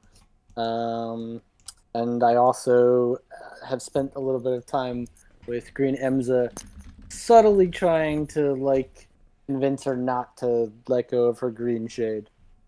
In a subtle way. Okay. She begins to sort of, she gets comfortable with you, and gets a lot less bashful. However, she is bent on that she just personally hates being completely green. But she does get more comfortable with you that she looks that way. Okay. I tell everyone about the gnome and about our experience with the gnome. All right. If we didn't already do that. And yeah, I'm like, yeah, that was us. All right. How do you I feel about it? shared the map, guys, because I want to kind of at least give you guys a visualization of where you're at. So you guys are headed, if it'll let me draw.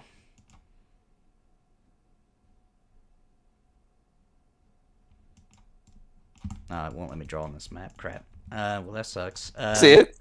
Yeah. Yeah, we can see it. It's a big... Oh, you guys see Big it? angry X. Mhm. Oh, Yeah, wow. we got it. Okay, I can't see it, but you guys can. That's weird. Pretty All right. subtle. It's probably, maybe I gotta zoom in more. No. Okay, well, anyway, that's about where you guys are at now. And then after these days are over, if you guys can see that, you'll be about there. Nope. Don't we see cannot- the second mark. Yeah, we're about halfway through. Can you see the second mark? Are we heading into No. the troll claws? Yes, I you hear are. it's You lovely. are. I hear it's lovely Troll this time of Hill. Yes, year. you guys are headed for Troll Claws, yes. So are we going to be, how close to Dragon Spear will we be You'll at the be end of this? you'll be at the end of where we're about to stop. You'll be at the end of these days. You'll be about halfway there. about halfway to To Dragon Spear. Spear, yes. Mhm. So, Okay. so near Troll Claws. Yes. Okay. Guys, if we have to leave the caravan because like Lame Dross is coming to fuck our shit up, I can always use Charm Person on Summer Dog and try to get as much information as possible. And then we just have to leave within an hour of doing that. That seems like a good escape plan. Like, if we know that shit's gonna hit the fan, we'll do that. Can I spend the week just trying to like, make Summer Dog love me? I've picked my character for this dating sim. It's Summer Dog. Yeah. What? You sure can, and it works. He still feels for you based on the story you had told him before, and the fact that he wasn't able to catch the perpetrator. So he's totally all about you, and but not in a creepy way, but in like he wants to protect normal you way. kind of way. He just doesn't want anybody else to take advantage of you kind of way. Nice. Okay, question for the group. This is probably among one of our group meetings. Who has Langdrosa seen? Like, guaranteed seen. If he gets to the if he does get to the caravan, who needs to skedaddle is what I'm thinking. Definitely Leonora. I don't think he's seen me. Definitely I don't Balasar. Probably Definitely Tronic. me. Well, maybe not Tronic. He didn't see me because I had my hood up, and then he was already like, yeah. I don't think he saw me. I mean, he might not have seen me, but I feel like a dragonborn riding with a bunch of people he would notice. So I'm gonna say me. Didn't he injure you, or was that one of his people? No, he One of his injured you. people. Yeah. Oh, he's the one who hit me at the bottom of that rope or whatever. Okay, then yeah. Remember, I got you killed again. I got you killed twice in both campaigns.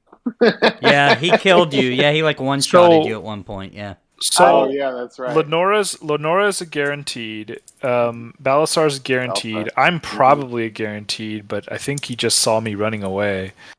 But you guys have to realize that Langdrosa just might kill everybody on this caravan. Like, regardless. I mean, it seems like they have a guiding goal here to get this caravan up. They're probably going to come to try to suss out the moles. We have to assume the guard told Langdrosa what we all look like in case he didn't see us. That's true. That is true. Baggins! Yeah. Nathan, just because I want to make sure I'm getting the most out of these days that we have, because I can do detect thoughts twice a day, every day that we're on this thing. And so, in addition to finding out about this warehouse, I also want to try to figure out what they're using all this loot for. And so, one of the things I'm going to do is I'm going to be like talking up these guys about like different, rituals and cool things that I know about dragons, in the hopes that when I then detect their thoughts, they will think about their dragon and their ritual specifically. Okay.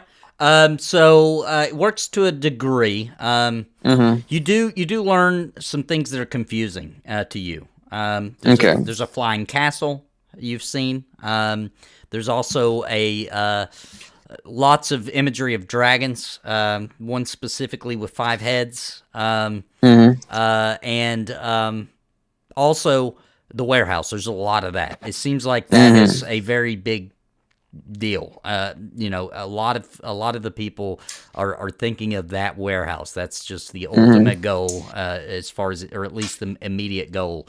But also, as you're rummaging around in people's minds, something else begins to fester more and more as we get through these days, and it is that people are getting sick of eating the gruel. And they want meat. You get a lot of that. People are beginning, their thoughts are wandering that they want meat. Gotcha. Okay, two last things. I have a strong history proficiency, and so I want to know if I know anything about this 5-headed dragon. Yeah, roll a history check for me. With advantage. Ooh, hell yeah. Because of the gruel. Thank you, gruel. Yeah, there you go, yeah. Oh, it's Slightly better. Slightly better. 69. It appears that the 5-headed dragon is Tiamat. which is known as the Mother of Dragons, and should not be in this realm at all. Gotcha. And so, because I also have the researcher skill, if I don't know anything about how these guys are going to try to get Tiamat into this realm, I should know where I can at least look it up. There should be You can't vast libraries in conjure Waterdeep a for library. sure. There should be in Waterdeep. There should be vast libraries to research. Mm-hmm. All right, perfect. Thank you. That's it. I'm done. How long did they say before Langjosa gets One here? week. About a week, and we're skipping ahead about half of that, or a little bit over half of that, once we get to a point where everybody's so done. we're not quite worried yet. No, we not gotta quite go. yet. We're not worried. A little worried, but you still got a little time. All right, so if everybody's done, and I'm going to assume that Fife, you continue to not eat the gruel, everybody else is eating the gruel. Yeah. Okay. Are you kidding me? Gruel on this body? No.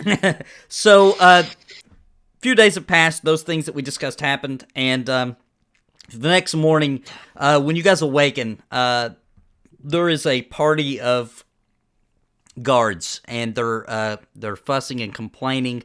There's another purple-robed guy, not Summer Dog, but another one standing there, and he's trying to calm them down. They want meat, and they're saying, we're going to stop here, we're going to take a little bit of time, we're going to go in the forest, we're going to get a couple of guards together, and we're gonna get some deer, something for everybody in the camp. We need some meat. So he agrees, and then Summer Dog walks in on the conversation, and he turns and he says, "We need some strong guards who are willing to go out into the forest, good hunters, and get as much meat as you can, as quickly as possible." He points at Tronic, he points at Balasar, he points at Lenora, he points at Kravik. You guards, go with these 5 guards here, and go out into the woods and get us some meat. I'd like to step in and say, might I join them? Actually, I'm not a hunter myself, but I sure do enjoy watching the masculine arts of tracking and weird. hunting. Absolutely. Anybody wants to join and help, as long as you get some deer, whoever wants to go, I don't mind. We just need to, let's make it quick and simple and get something to eat so we can continue our travels. Is Summer Dog going? No, he is not the type to do anything. He commands, he doesn't do, as far as you've seen in your travels so far. I want to go fight something. But I also... What should I do? I'm gonna ask the guys. I'm like, should I stay here and yes, try to do stuff? We need a presence in the camp in case some shit goes down while we're gone. This feels sus to me. Okay, cool. I'll be right back, yo. All right. So we're agreed. I'll stay behind. Yeah. Okay. All right. So the 5 guards begin walking out into the forest. You guys scavenge around a little bit. If I could get everybody it's in the hunting party to roll me a perception check. Okie dokie. I might have to roll for Hamlin. Do we have advantage on these checks? Yes. If you didn't do advantage, then redo. Advantage on all rolls for anybody eating the gruel. Are you back, Hamlin? Was that you coming back? Yep, okay. sorry. All right, just need a perception check for him. I was going to roll for you. Okay. You're out in the woods with the 5 guards, and I'm just seeing what everybody sees. Oh, look at that. There we go. So, highest roll was Balasar. So, Balasar notices a... I truly see all. I see Dune. I see the timelines. Yeah, that gruel has his vision sharp. Yeah. And he sees a herd of deer grazing on a nearby hill. And it's an opening, so there's no trees nearby. Perfect spot. Balasar, your mouth is watering. But in this herd, there is one magnificent looking stag. It shimmers in the light like its coat is spun from gold and its antlers plated with platinum. The other guards see that you're drooling and looking, and they look in that direction as well, and they see it. One of them says, "Oh my God, its pelt will be worth a fortune, even if it's not real gold." The other one says, "It is real gold. That's gold." It's up to you guys what you want to do now. Wait, it's a gold deer? It appears so. It's shimmering. I mean, it looks like its pelt is literally made out of gold. Its antlers look like pure platinum, and it's just in the midst of a herd of deer. It's an elk.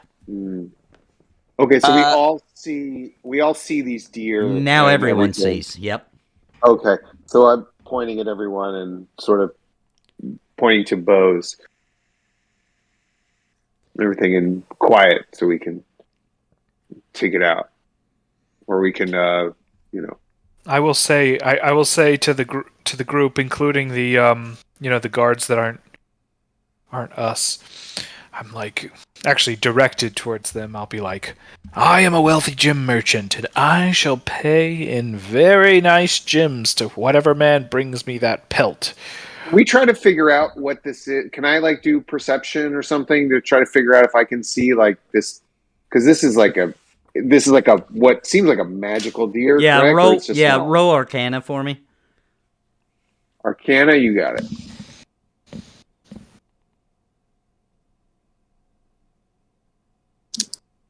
Well, Balasar.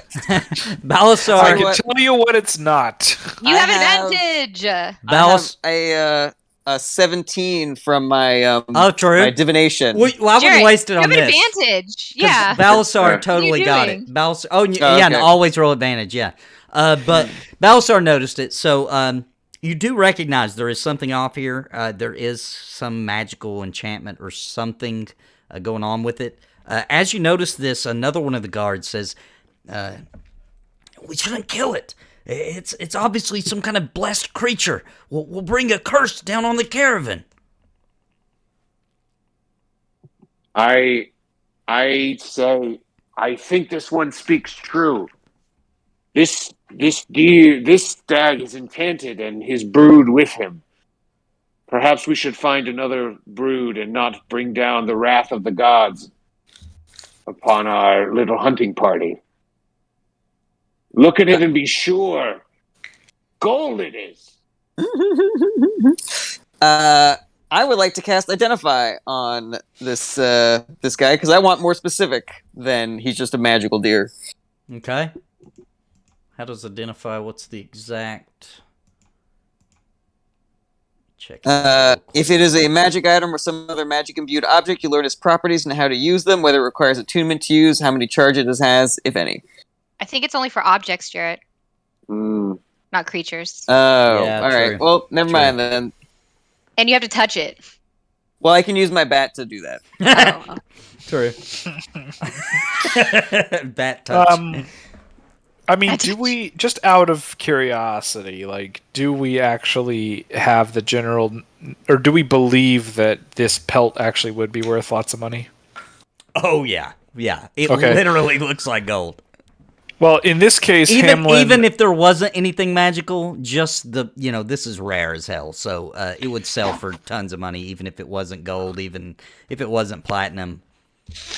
all right, If you touch a creature throughout the casting, you learn what spells, if any, are currently affecting it. very cool. Mhm. However, I will say that this has Hamlin drooling, and Hamlin can't always be a team player, and so knowing that I just have a bunch of glass gems in my store anyways, I say loudly to the other two people, I say, my entire collection of rare gems and trinkets to the man who brings me that pelt. How much did you say again?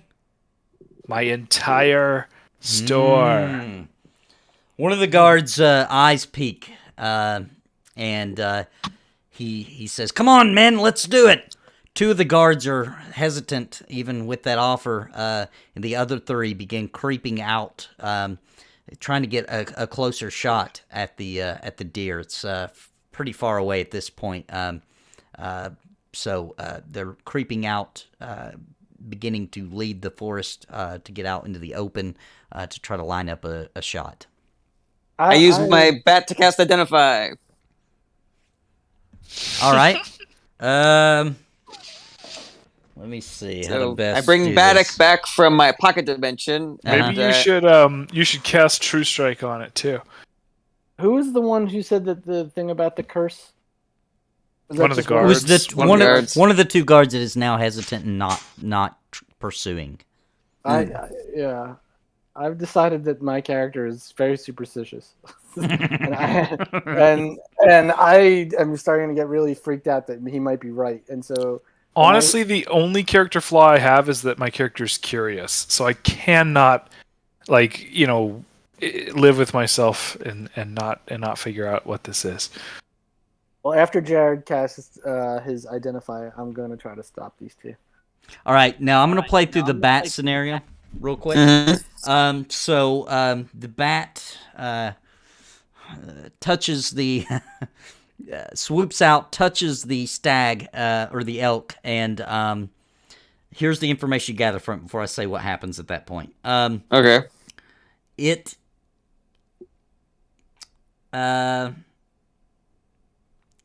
this is not an elk. This is some other type of creature disguised as an elk. Oh, shit. And against the creature's will. So All as in right. the creature doesn't want to look like this. Hold, I say to everybody. This is no elk.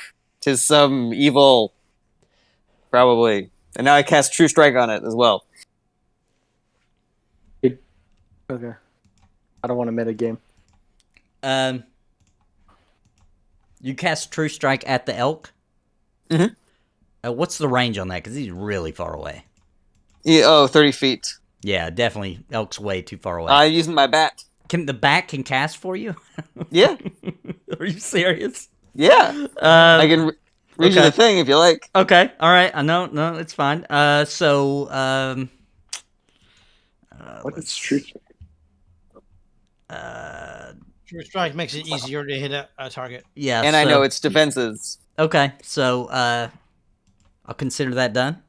But as the bat does touch it, the elk begins sauntering off on the far side, over the side of the hill. He's going out. He's not running, but he's seems to be a little spooked, and he's kind of trotting over the other side of the hill, which would put him out of view. Anybody else want to do anything? Do I get any information from True Strike, like weaknesses in its defense? I mean, it seems as though anything would work on it. I mean, there's no true weakness or strength. Doesn't seem very powerful. All right, Probably weak to arrows and Yeah. other hunting equipment. Yeah. Anything dangerous would probably kill this thing. It doesn't seem strong at all. Okay, so here's the thing, guys. This is definitely not an elk. It's under some kind of magic. It doesn't want to look like what it looks like right now. That's the only thing I can tell you. That's the only thing I know. So how do you know it's evil? Now that was a guess. I'm just a suspicious person. Well, maybe we should try to, instead of trying to kill it, maybe we should try to just, capture it or find out what, it is rather than trying to kill it. Well, the guards are so enthralled by the offer, they have begun chase. They are now running in the direction because they don't want to lose sight of. They're staying low in the grass, but they are definitely moving quickly to try to get closer to get a good shot on it. All right, I'm like chasing after those two and yelling like an idiot, like.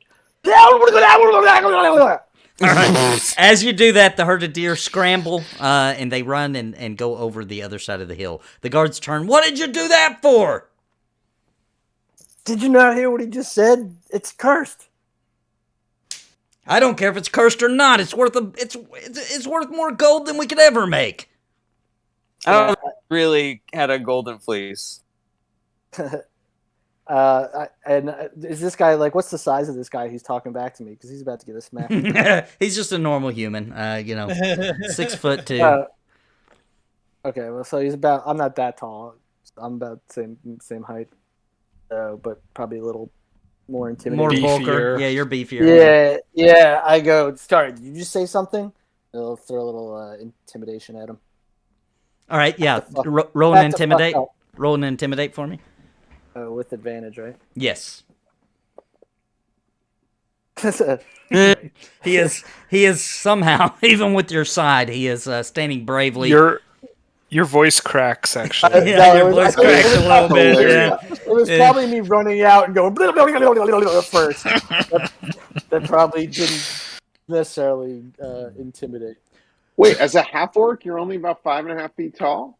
No, I'm 6'2". No, 6'2". Oh, 6'2". Which right. you could be like 7'2" if you wanted. So I don't know. I'm more I'm like kind of more human-y than orky. I'm kind of. Gotcha. The one of the hesitant guards that did not pursue turns and says, well, I mean, even if we don't kill the golden elk, we should at least get some deer. I don't disagree with that. Are there still any deer around, or did Tronic scare them all away? They ran, but you guys are pretty far away. They just heard a noise that spooked them a little bit. I'm They not just ran saying on we the other side of shouldn't the hill. kill the deer. I'm not saying we shouldn't kill a deer, but I'm just saying don't kill the one that's not a deer. We don't know what it is. I'll shoot a firebolt at one of the deers. Oh boy. Look, Well, you can't see them now. They went on the other side of the hill. But if you'd like, you guys could pursue up, closer to get within range to see them. Yeah, I think we run after. Yeah, I'll it, right? pursue. Yeah. All right, so you guys pursue up. Everybody's going?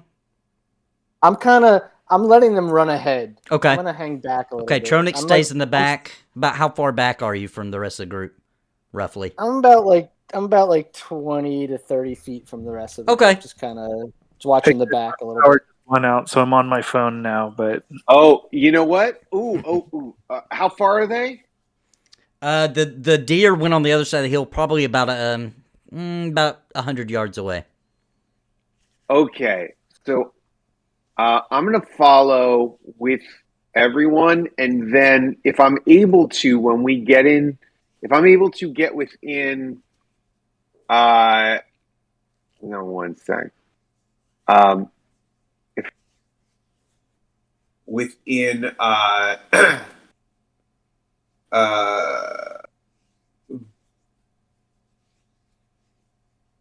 you know what? Oh, if I'm able to get within 60 feet of them, I'm going to do Divine Sense and see if I can detect evil or good from the deer. Okay. Like, too far out. You're going to try to do what was it on them? Oh, hang on. I think you said detect evil and good, which is Oh, right. Okay. All right, so you guys approach, and as you top the top of the hill, and you can kind of see over it, you see that you can no longer see the golden elk. They've entered into a crevice in the hill.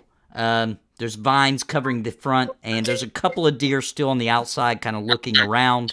But the rest of them, it appears as though, have went into this small cavern, dug into the bottom. This of feels it. like a trap, like a witch trap, guys. There are still 2 deer poking out from the front, and yeah, you're within 60 feet. I'll give it to you.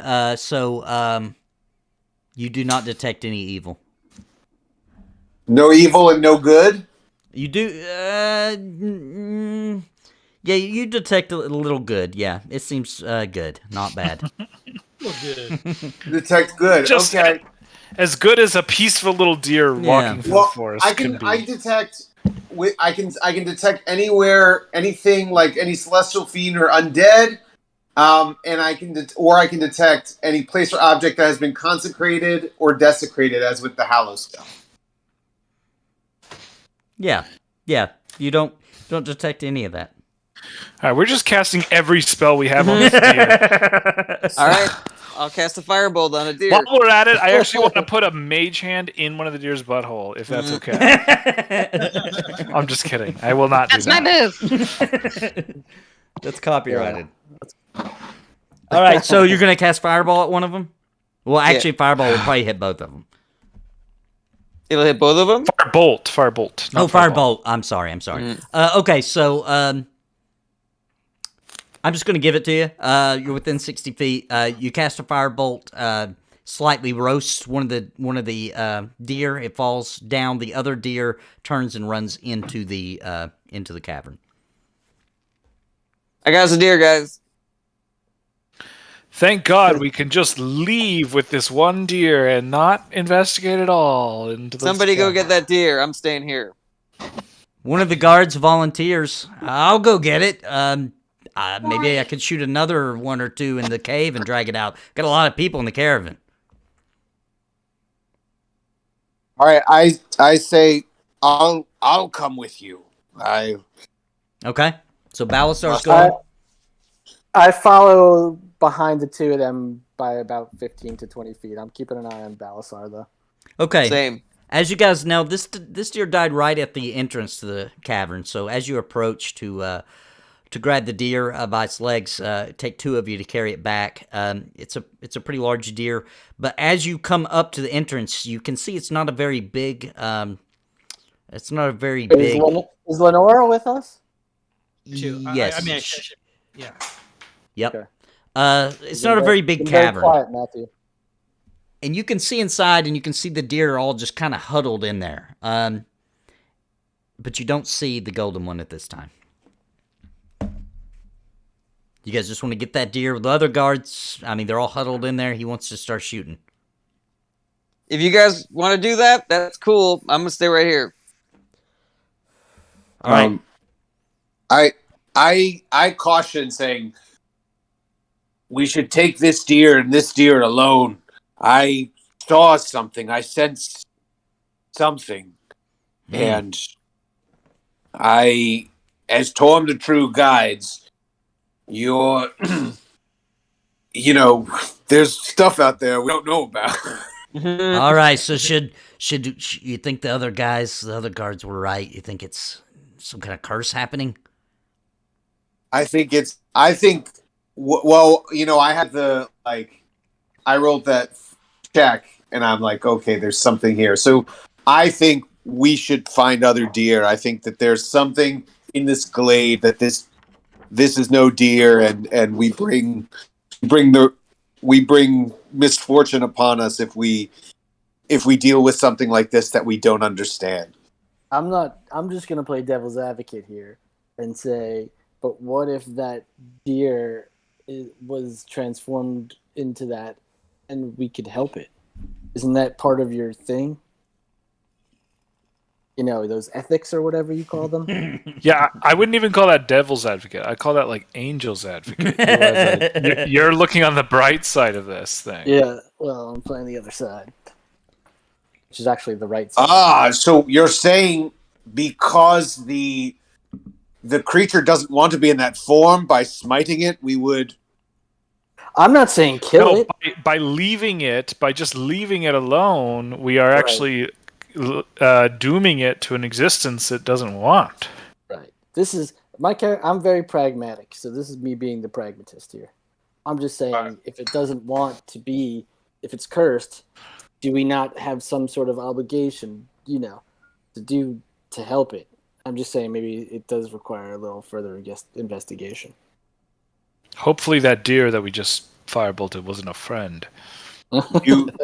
You speak true, Orc. You speak true, Trocantor. Perhaps I'm just Tronic now. You can call me by my nickname. You can call me by my nickname now. All right. Perhaps we should investigate and see if there is a wrong to be righted. I'm going to start shooting and clear out all these deer so we can see what's going on in there. Sound like a plan? Quick question. Are deer in general, is there any kind of reverence around them, among humans or the common folk? Or are they just what they are here, I guess? Yeah, they're, you're saying Their food. Yeah, their They're- food. they're- Yeah. Okay. I'm trying to gauge Lenora's reaction to all this. But okay, yeah, Lenora, she believes we should. Everything's been shared, right? About the information we found out about that. There's something else. There's another form behind the deer. I think Lenora's on team free this deer of its form, but not kill it, not attack it. Maybe we should send Sneaky Sneak in here, see what he sees. Ooh, I like that idea a lot. I say, at this recommendation that I hear, I say, now, to the other guards I'm putting up a front, I say, I have actually been trained in, animal handling, and I think that perhaps going in and shooting blindly is actually going to not get the haul that we want. Perhaps I should go in and sort of herd some of them back towards you guys, and then we can get the whole herd at once. What do you guys think? And, this is a lie, but I'm just trying to get them to not go in after the deer and let me go in without them. Okay. So you're gonna go in stealth? Yep. Do I need to convince the other guards at all? No, or- the guard seems pretty okay with whatever you guys want to do. He's a little spooked to be down here, so he's gonna go along with anything. There's just one of them down here, though. Yeah, it's just one. Yeah. Is he wearing a red shirt? No, no, he's not. Why? Just Star curious. Trek. Oh. That's very funny. Um, Can I? I don't think that Balasar would trust Hamlin to go in What? and handle this. I am the best. Are you kidding me? You love me. I rolled for it. I got good. I got a roll for your love. Can I roll up? Look, okay. I'm not gonna sit around and listen. Balasar can come and stop me if he wants, but I'm gonna start creeping into the cave sneakily. Okay. And it's a perfect roll. Wow. Okay. All right. So you get the full. It's not a very big cavern. First of all, it's barely big enough to hold this herd of deer. Yeah, but I can go anywhere. Yeah, I you can want go in anywhere it. you want in here. So I'm gonna tell you. I'm gonna give you the full lowdown. I'm actually pretending to ride one of the deer, and guys, take a picture. So there are ancient-looking rocks. They have some kind of archaic language on them. Some of them do anyway. Just kind of splattered all over the ground of the inside of the cavern. Of course, there's deer everywhere, and in the center of the deer, you see a wood elf. But he has bright golden skin.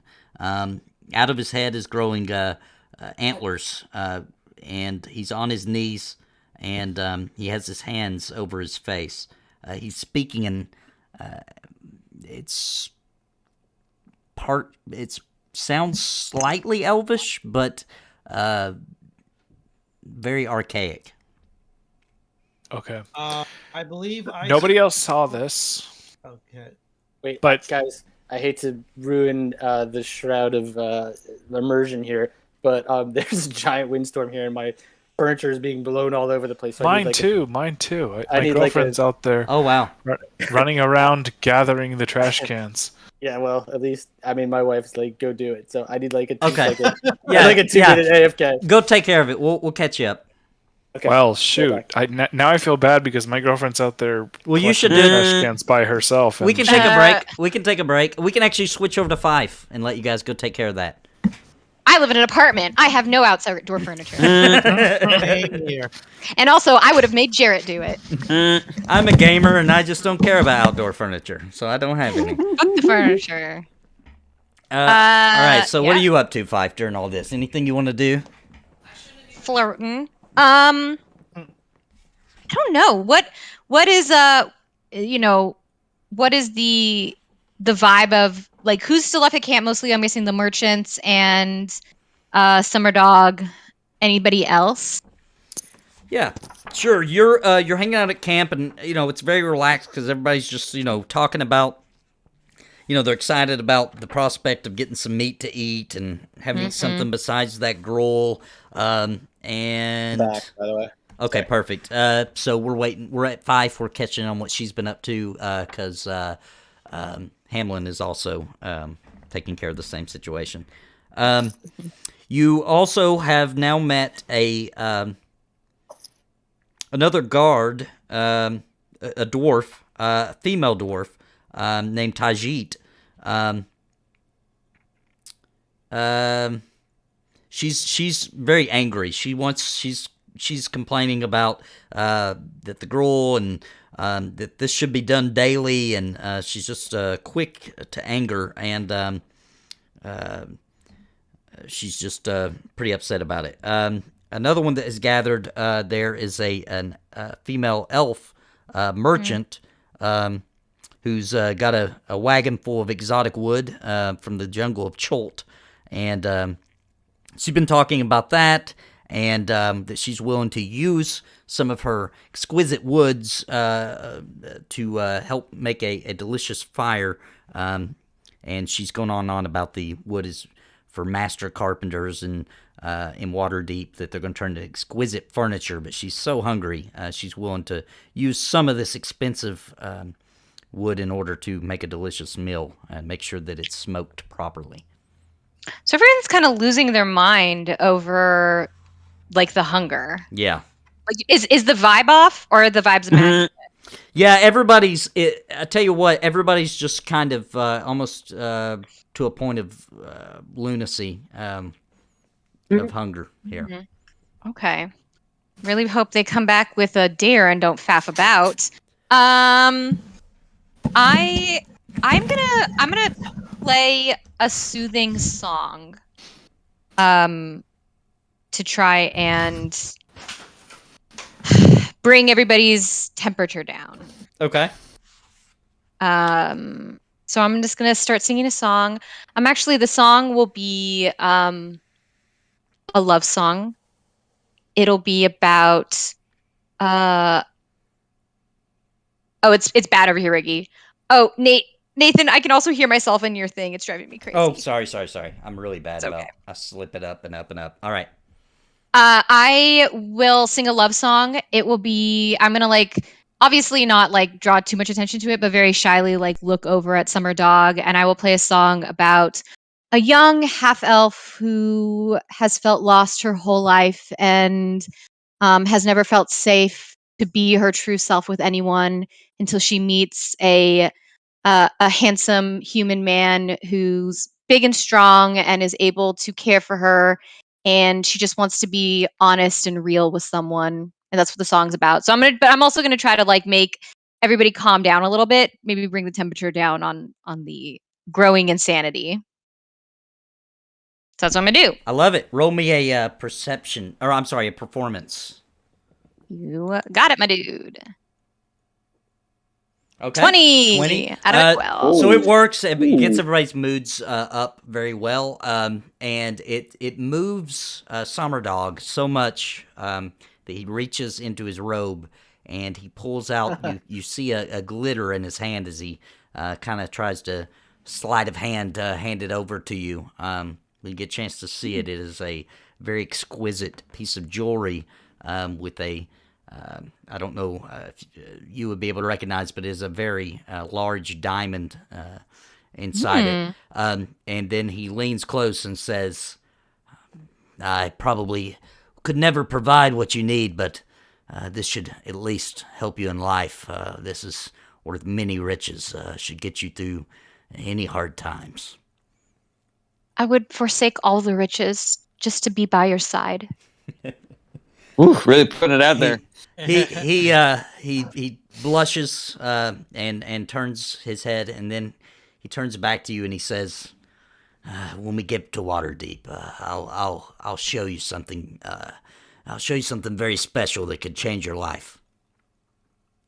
I have a task I have to do that will take me away from the caravan, and I don't want to lose you. Where can I find you? I can meet you in Waterdeep. Yes, I'll be in Waterdeep. I'm gonna be stationed there for months. So just God, come cannot wait find until me. you break this guy's heart. I, but where, so where, great. where will I find you? It's the city's so big. I could search 1,000 lifetimes and never find you there. Indeed. There's a very popular inn and tavern in Waterdeep. Anybody can point you to it. It's called the Yawning Portal. Just meet me there. I'll go there every night until I see you. I'll find you there. I promise. But for now, let's spend our time together as much as we can until time we have no more. All right, love it. So you are in super deep with him. He is infatuated with you at this point. All right, Cool. Let's go back to the deer. Whatever. That's what you call a segue.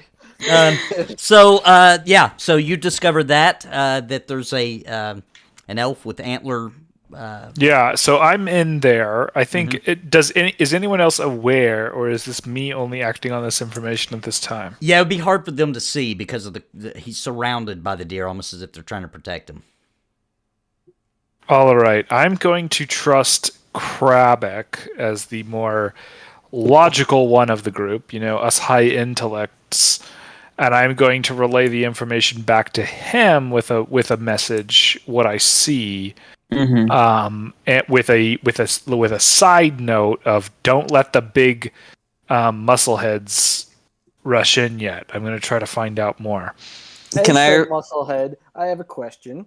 I don't say that. I don't say to tell the muscle. I know. I'm just curious how this whole telepathy thing works.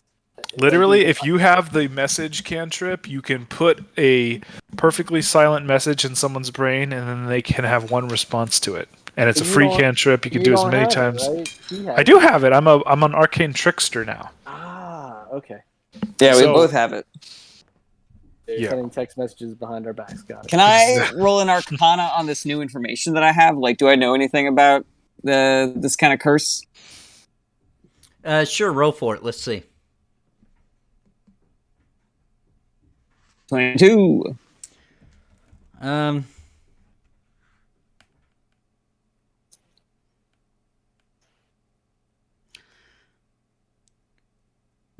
There's just really realistically no way. Beyond based on what you've been told and what he's seen, that he's gold even as an elf, and he, the deer is the elf, is about all that I can give you just based on what's happening here. All right. Well, I tell Hamlin that I believe that this is a creature that is a curse. in pain. It is so a he's curse. in distress, and that we should help if we can. He has his head in his hands, you said. Can I read with insight a little bit about just his body language of what is he like? Sure, yeah. You wouldn't even need to roll for this. He looks sad. Even though you can't understand what he was saying, it was weeping. Oh, he's speaking in Elvish. Yeah, but not even regular Elvish. Okay. Some kind of really archaic. Okay, cool. I am going to do something cool. I'm going to try to maybe... gotta think about how I'm going to do this. I don't want to abuse the message cantrip, but it is the coolest thing that I have. And so I will be wary in the future, but in this case it's perfect. I'm going to put a message in his head, and I'm just going to say, "What ails you? Please look to have you looked to others for help? Are you talking to him directly or through his mind? Through his mind. Okay. So you get back and from a hidden location. So even if he, goes into kick my ass mode, he's hopefully doesn't know where I am. Do you speak Elvish? No, I say it in common. Yeah. So you get back some very broken some very broken common back. Basically saying, nothing to be done. My kingdom is gone. Okay, and then I send him a message, will you allow me to speak with you face to face? Do mean harm. No harm. Yes. Okay, I step out of the shadows towards him. All right. As you Roll initiative. Oh! he takes his hands off his face. He is definitely my elvish. God. And he stands and looks at you. And Definitely what? Sorry, I didn't hear that. And He's elvish. he's pointing to the stones around the cave. Once my castle, now gone. Interesting. Leave cave. Turn to elk. Oh, I understand that problem. No, I say what did this? How did this happen? Father of lover, put curse on me. Ruin kingdom. Want me to die. Thousands years. Have you ever tried seeking out a healer in the towns? Leave. Get hunted. Die. Well, you're in luck, buddy, because I don't get hunted when I leave caves.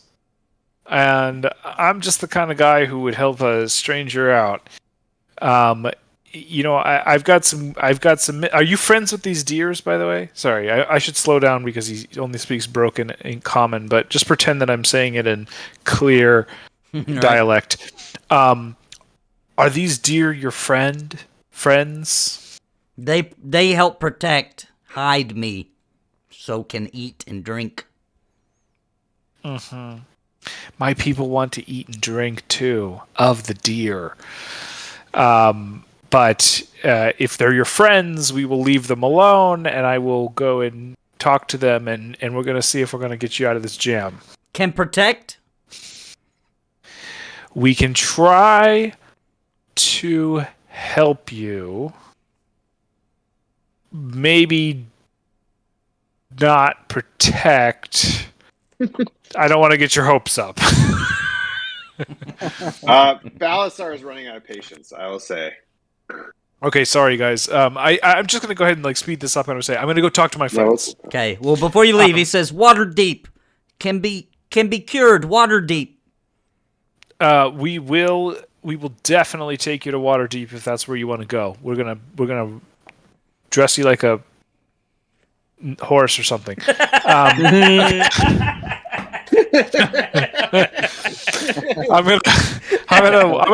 going to be like, just sit tight, and I'm going to go out and I'm going to say, you guys are not going to believe what's going on in there. There is an elf.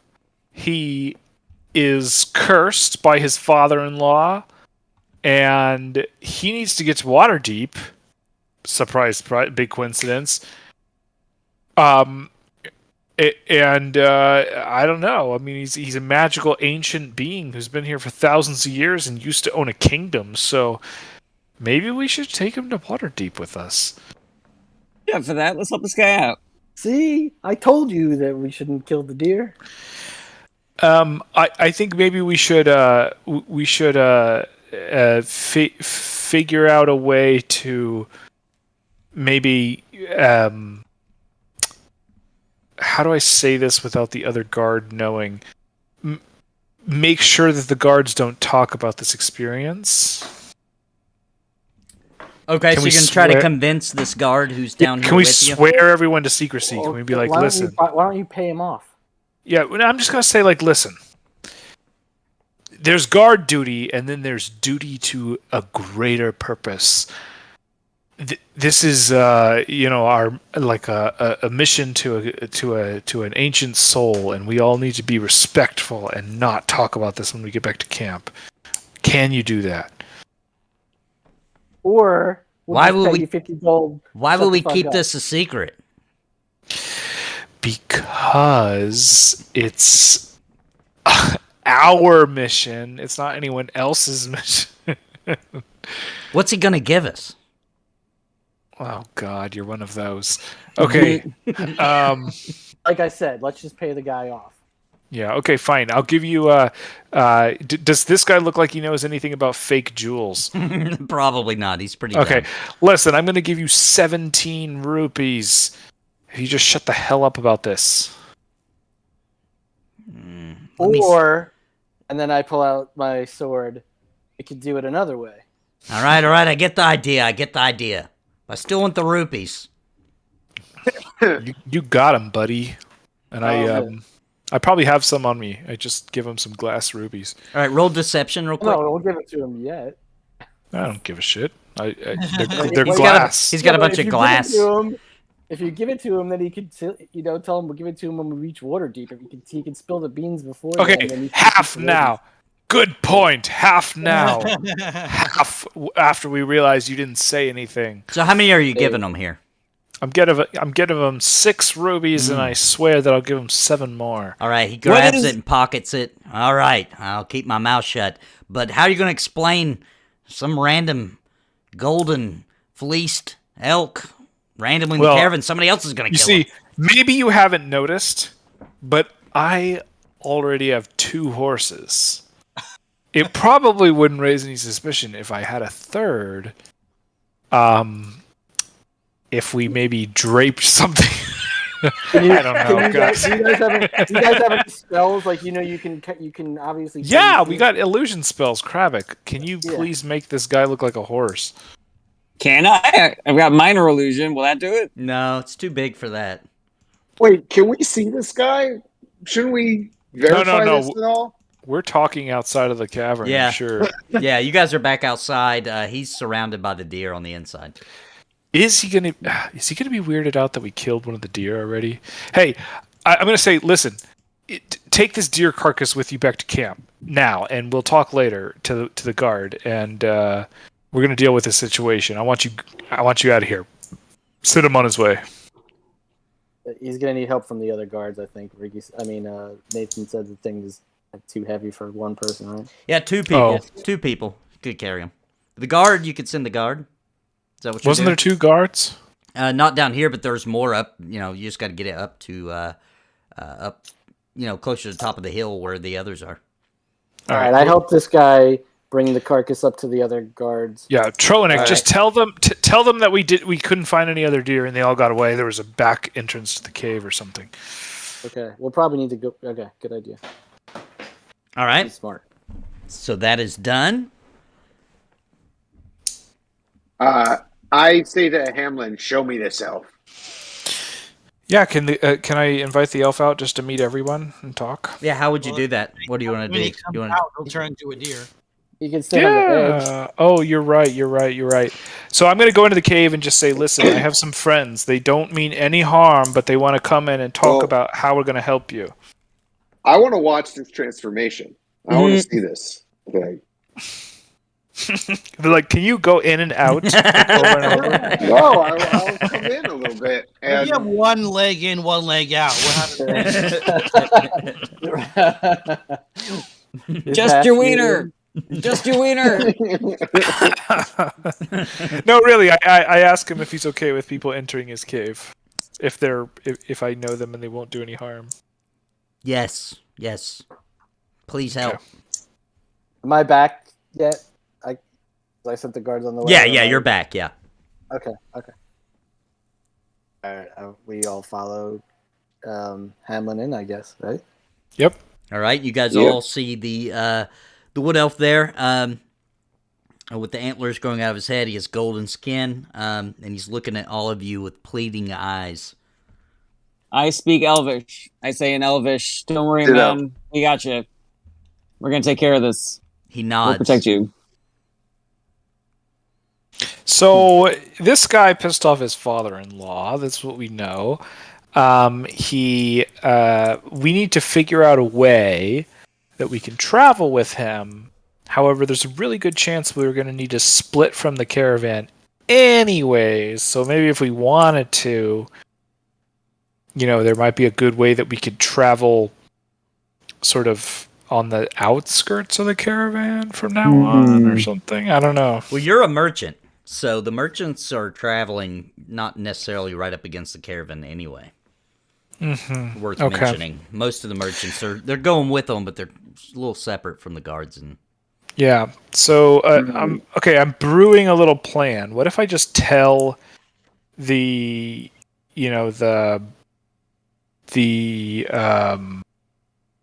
bearded man that I am gonna make a pit stop in another city, and I need guards to go with me. So I detail that I want to take these guards, and we split, and then we watch the caravan from afar. We kind of travel, from a distance that we can see them, but not. I don't know. That's. I mean, it sounds like a good idea, but the whole thing, weren't we supposed to be infiltrating? We don't want to be there when Langdrosa shows up. That is true. Some of us don't want to be there when Langdrosa shows up. Okay, so I could take the guards that we know will be attacked. Lenora, Balasar. So who's with me? Just me and Grabic? Well, I'm just saying that we need to solve two problems. One, Langdros is coming for us. Two, we have a golden deer that we can't really bring back to camp with us. So, kill two birds with one stone. We kind of, I don't know, start traveling on our own. Well, and that leaves Krabic and Hamlin in different parties, and they can message each other, right? Or do you need to? There's a range. There's a range. Okay. So, but we can maybe set some sort of, nighttime communiques between you two or something. Yeah, I can use my bat to go between distances and carry messages. And maybe meet in Waterdeep, and Waterdeep's still a super far away. Just to clarify, what do we feel like? I mean, we should be staying with the caravan, right? I mean, that was what they told us to do. And yeah, but yes, we definitely need to stay with the caravan. In that we can't just leave and go off to a random town, because then Nathan will have to think of something for us to do. But I do think that we need to be not in the caravan when Langdrosa shows up. We can't just be something needs to change, right? Yeah, and one thing I want to mention that you guys would have known. You guys, let's say the caravan's a line, and where exactly in this long caravan are you guys compared to the front and the back? Because Langdrosa will be coming from the south, right? And you guys are traveling north, and you guys are more towards the front. I'd say you're 75%, is the best way I know how to say it, up from the bottom of the caravan. If that helps you understand, How many humans is this caravan, give or take? It's probably, counting the merchants, the merchant wagons and the cultist ones, you're looking at about 50 to 60 wagons. Yeah, well, yeah, exactly. We should not be one of them then. When Langdrosa shows up, we should not be one of them. I'm going to pitch something to you guys. I don't know if any of us really need to be with the caravan right now. I know Fife has got a really solid connection with Summer Dog, but I've been detecting thoughts on these dudes for a couple of days, and I got some really good intel. I don't think we're going to get any better, and Langdros is coming. So maybe we dip out now. Maybe we leave Fife. I can have Baddock go back and forth, make sure she's okay. but maybe from this point on, we just dip on the caravan. Well, yeah, I think we should travel in the same direction as the caravan and keep an eye on it, but from a distance. That works for me. Yeah. That works. All right. Oh, but what about Tronic's girl? What about the green Insa? Hey, wait, and what about Fife? Fife will take care of the green lady. Also, does anyone else want to stay in the caravan for like intel purposes if your face hasn't been seen? Tronic probably could do it. Yeah, I could do it. But remember that Langdrosa might have been told what you look like. Oh, right. That's true. And the guards will kind of be required to be near the caravan. That's kind of what they're there for. But I was gonna say, like, I'm taking the guards with me because I found a better gem prospect in another town or something. Oh, wait, guys. If we're not with the caravan, what about the advantage gruel? Yeah, you won't get the gruel. You'll have to join for the gruel. You'll get hungry. We'll get a big gold container, as much as we can carry. We're walking away with Tupperwares full. If we decide to, all right, I think that's one option. Yeah, we have two duties though. Just if you're gonna propose another option, please think about the golden deer. Well, that's what I'm gonna say. Is there a way that both of these align in some way?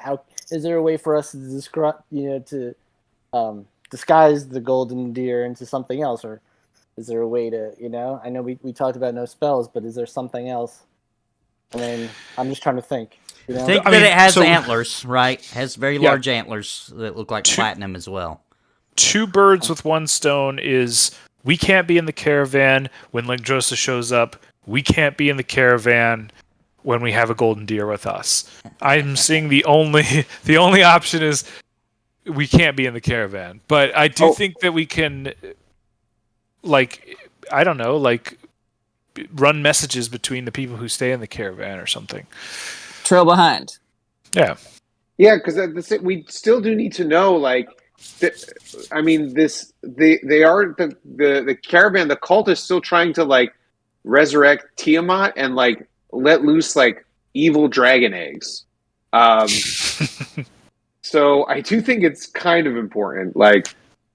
I would love someone in the in the caravan. If it shouldn't be Battlestar, but if it has to be, it will be. It's not like we're gonna leave and never go back to this. This is the storyline. All right. Well, I think I should probably stay in the caravan. It has nothing to do with the green girl. Great. Let's do. Let's once we get back and contact Fife again. Well, Fife was talking about maybe exploring a dragon spear thing or whatever. But you guys don't know that. Oh, okay. Well, anyways, great. So let's leave Fife, Tronic, and who else hasn't been seen? Krabic, right? Because we need Krabic and you to communicate anyway. Yeah, and Krabic in the camp. And I'm going to say I need to take some of the other guards on a... Let's look at the map, actually. I don't have the map up. Some other town. You're also assuming they're going to let you do that, by the way. I'll pay him off or something. All right. Yeah. I'll say I need to make a sidebar over to Subar, and I'll meet them in Dragonspear. Well, we could also it seems like Fife and Summer Dog are getting a little cozy. Maybe she can convince them also. Yeah. I don't want to be connected with you guys. Just saying. I'm not there, but if you try to ask me, I don't want to get too cozy. You're just buds I met on the road. Right. Oh, jeez. Okay. Really quick, Nathan. As a side note, and this is not, this can go simultaneously, but as someone who speaks Elvish, I just double check what Hamlin told us with this wood elf. So you have a conversation with him just to check what information he has?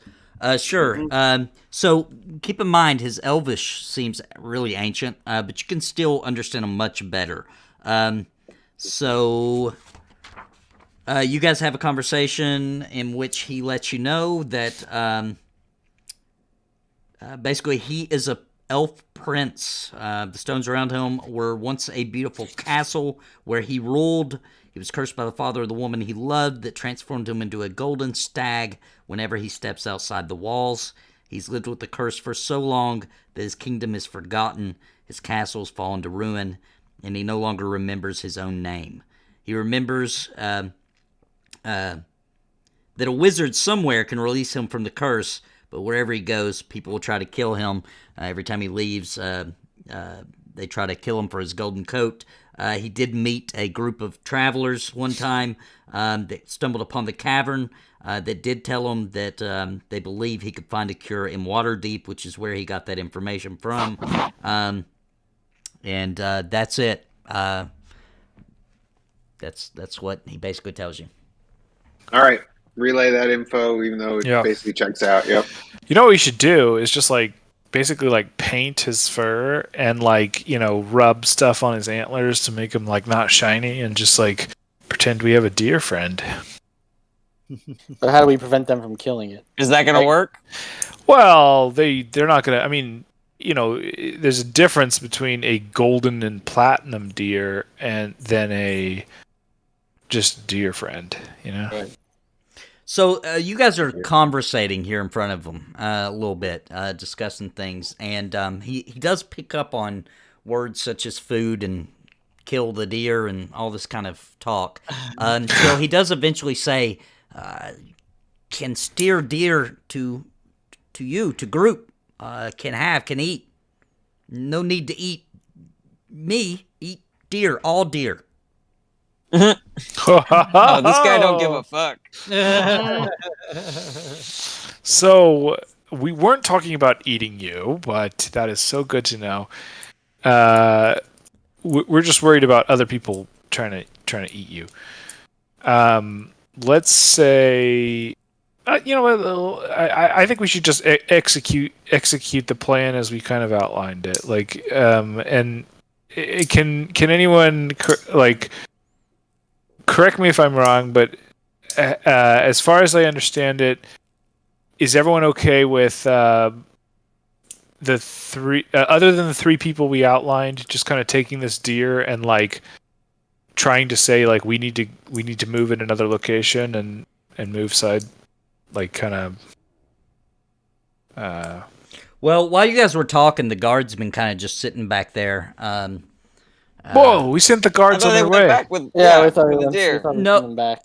No, the other guard came back, right? You guys brought him up to the other guard, and he walked back. He's nosy about this because he's got some rupees involved. So, he finally speaks up and says, "I mean, you're a merchant, right? Couldn't you just say he's yours and you're taking it to Waterdeep to sell him and not have to do any of this nonsense?" Wow, you are such a brilliant little guard. That's why I'm going to give you 8 rupees at the end of this, actually. If he can, and look, all they want is the food, right? So if this deer can help steer other deer along the way, he said any deer, right? That's all they want. They just want the meat. So. Yeah, we walk back to the caravan with a bunch of deer steered right to them, fresh meat to eat. Ha! Nobody's gonna care about a golden elf. Hey, this guy's not as dumb as he looks. Damn. All right, let's do that. Let's do the random guards plan. Yeah. Let's do the plan that the DM delivered to us. Since it was my idea, though, I want double the rupees. I just said you were going to get 8 rupees instead of 7. What the hell, man? I want 14. I look around and I say, listen, I will give you, and I know full well that this is just glass, but I'm still going to haggle with him anyways. I'm going to be like, I can't do 14 rupees, but I can do 8 rupees, 3 emeralds, and just a handful of topaz dust. Oh, you have a deal. You have a deal. Thank you for not negotiating fake gems. For too long, guys. That's appreciated. Okay. That's the plan. All right, so we're steering. Are you guys going to kill the deer here? Do you want to steer them alive back to the camp? I mean, this way we don't have to carry them. Seems Okay. so wrong. So, yeah, But you you don't have to eat carry 'em, true. burgers. How do you think we kill those animals? It's I true. didn't know- This is I'm true. a vegetarian. Oh, you really? No. The girl is completely vegan so far. So, Okay, as- well, yeah, if we have a magical deer that could just steer deer towards us, let's do it. Great. Show us what you got, bud. So as you guys walk out of the cave, there's a flash of light as soon as his entire body exits the cave, and he transforms back into this just beautiful golden fleece and platinum shining in the sun, antlers, just absolutely breathtaking. And the deer are following right along with them. There's roughly 30 deer, and they're just staying surrounded around him at this point. So you guys stop me if you want to do something. I'm just going to continue the story until you say you want to do something. You bring them back to the camp, and the one guard and the other guards are confused. The two that were hesitant earlier on the walk back to the camp are continue to say like that he's a blessing. You have to protect him, and all these kind of things. They believe this is some kind of religious. Holy animal. I tell them they're right. They are 100% right. So they decide they're going to help guard. They're gonna help guard this elk and make sure that it stays safe because they do believe at some point during this long journey it could get dangerous. They also try to get information about what you plan to do with it, where you're taking it. You guys tell them. I'm going to just tell them something along the lines of, this deer is beautiful, however, it deserves to live a long life, and therefore we're going to take it out to a farm. It's going to be great. And then when it finally dies of old age, we're going to sell its skin. Okay, right before you guys make it back to camp, the elk bellows a little bit, and does the elk understand the idea of lying, though? I don't know. But he bellows, and Hamlin, you notice it just kind of forms in your hands, a longbow, a magical longbow. Just kind of forms into your hand. I'm going to drop that in your inventory. It is, just for clarification, it's a longbow +2. Whoa. +2. It's now in your inventory. If you want to give it to somebody, I can give it to somebody else. But yeah, I have a short bow +1, but I need to make sure that I can use longbows.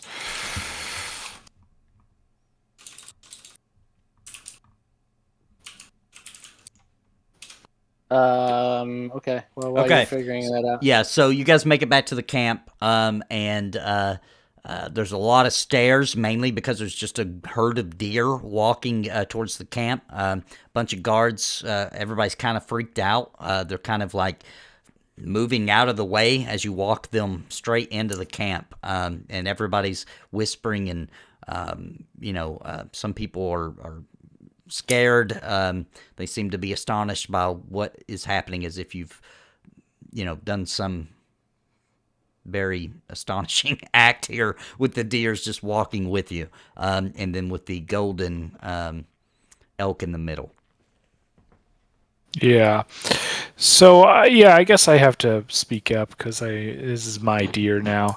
I say, do not be alarmed, you folks. I have met the king of the deers, and we have an agreement that you will have all the meat that you can eat, as long as no harm befalls upon my friend the deer here. And we're bringing him all the way to Waterdeep. Everyone seems. Yeah, I don't want any questions about it. That's yeah. Yeah, everybody seems to be in reverence of the situation, and I'm just going to assume. One of the a ruffian-looking guy steps forward and says, "What about the deer? Can we eat them?"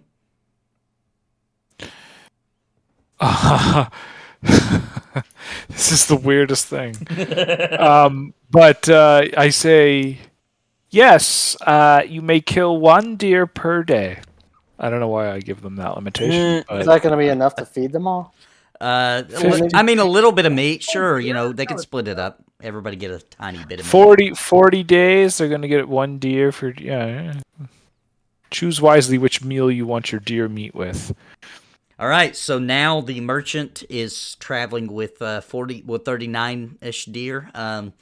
They do kill one of the deer, and mostly the people mix it in with the gruel to give it a little bit of meat. Some of the people eat their portion of meat. Whatever. There's some meat. Everybody's gets a little bit because you had 2 deers this time because the one that you had got on the outside of the cavern. And is there anything else you guys want to do this day? Because basically they start traveling after that. You guys are moving back north. I mean, we still have not solved the problem of the Langdrosa problem. But yeah, where Nathan, where are we at now in terms of like location? I'm gonna say we're there. Yeah, I'm gonna say we're there now. Okay.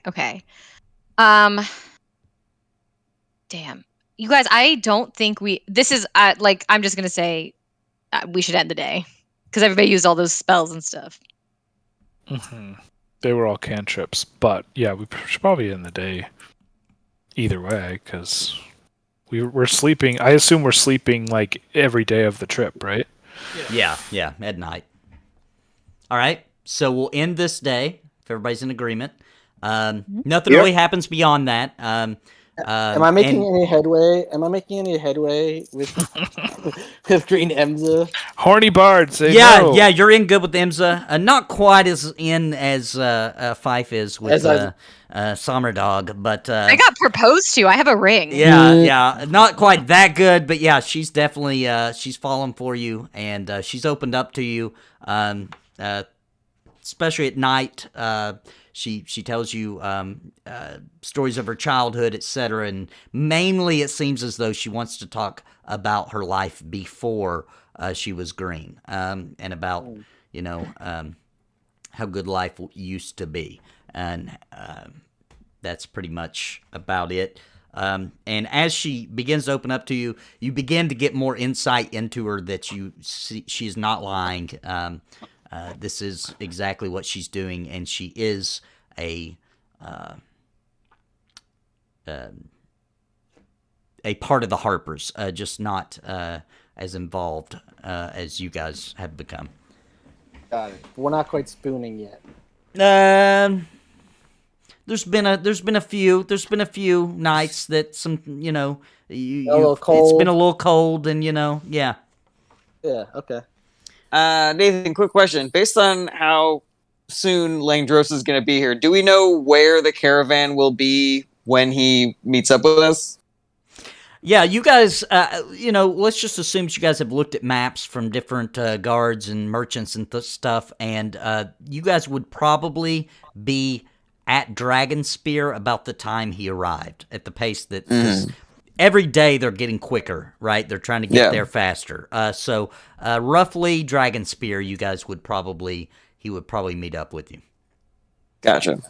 All right. Now on this night though, this is a different night because you guys do come up on a. It starts raining as the evening goes on. It gets miserably wet. It starts getting real cold, and it feels like it's going to be a freezing night. Thankfully though, the caravan arrives at a roadside inn, a very large one.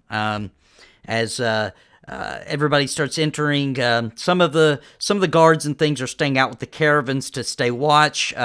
Other merchants and things are going inside the inn. I'm not going to tell you guys that you go inside it, but you can if you want. It looks warm and inviting on the inside. I'm 100% going to go in and find someone to request a room for me and my guards if they want it. Okay. So, Hamlin, you go inside. It's very warm, very comfortable in the common room, and you approach the innkeeper, and there's already a fuss going on when you go in with some of the other merchants are complaining and throwing a bit of a fit. And the innkeeper, he's embarrassed, and he tells you that the entire inn is sold out. All the private rooms are taken, and the common room has been reserved for a private party. Unfortunately, everyone will have to sleep outside. Looking around the room, you do see there is a group, very aristocratic looking people, with three humans. They're smirking at you and whispering to each other and laughing at you and the other merchants who have been told they can't have a room. Wow, good one, guys. You booked a hotel room earlier than me.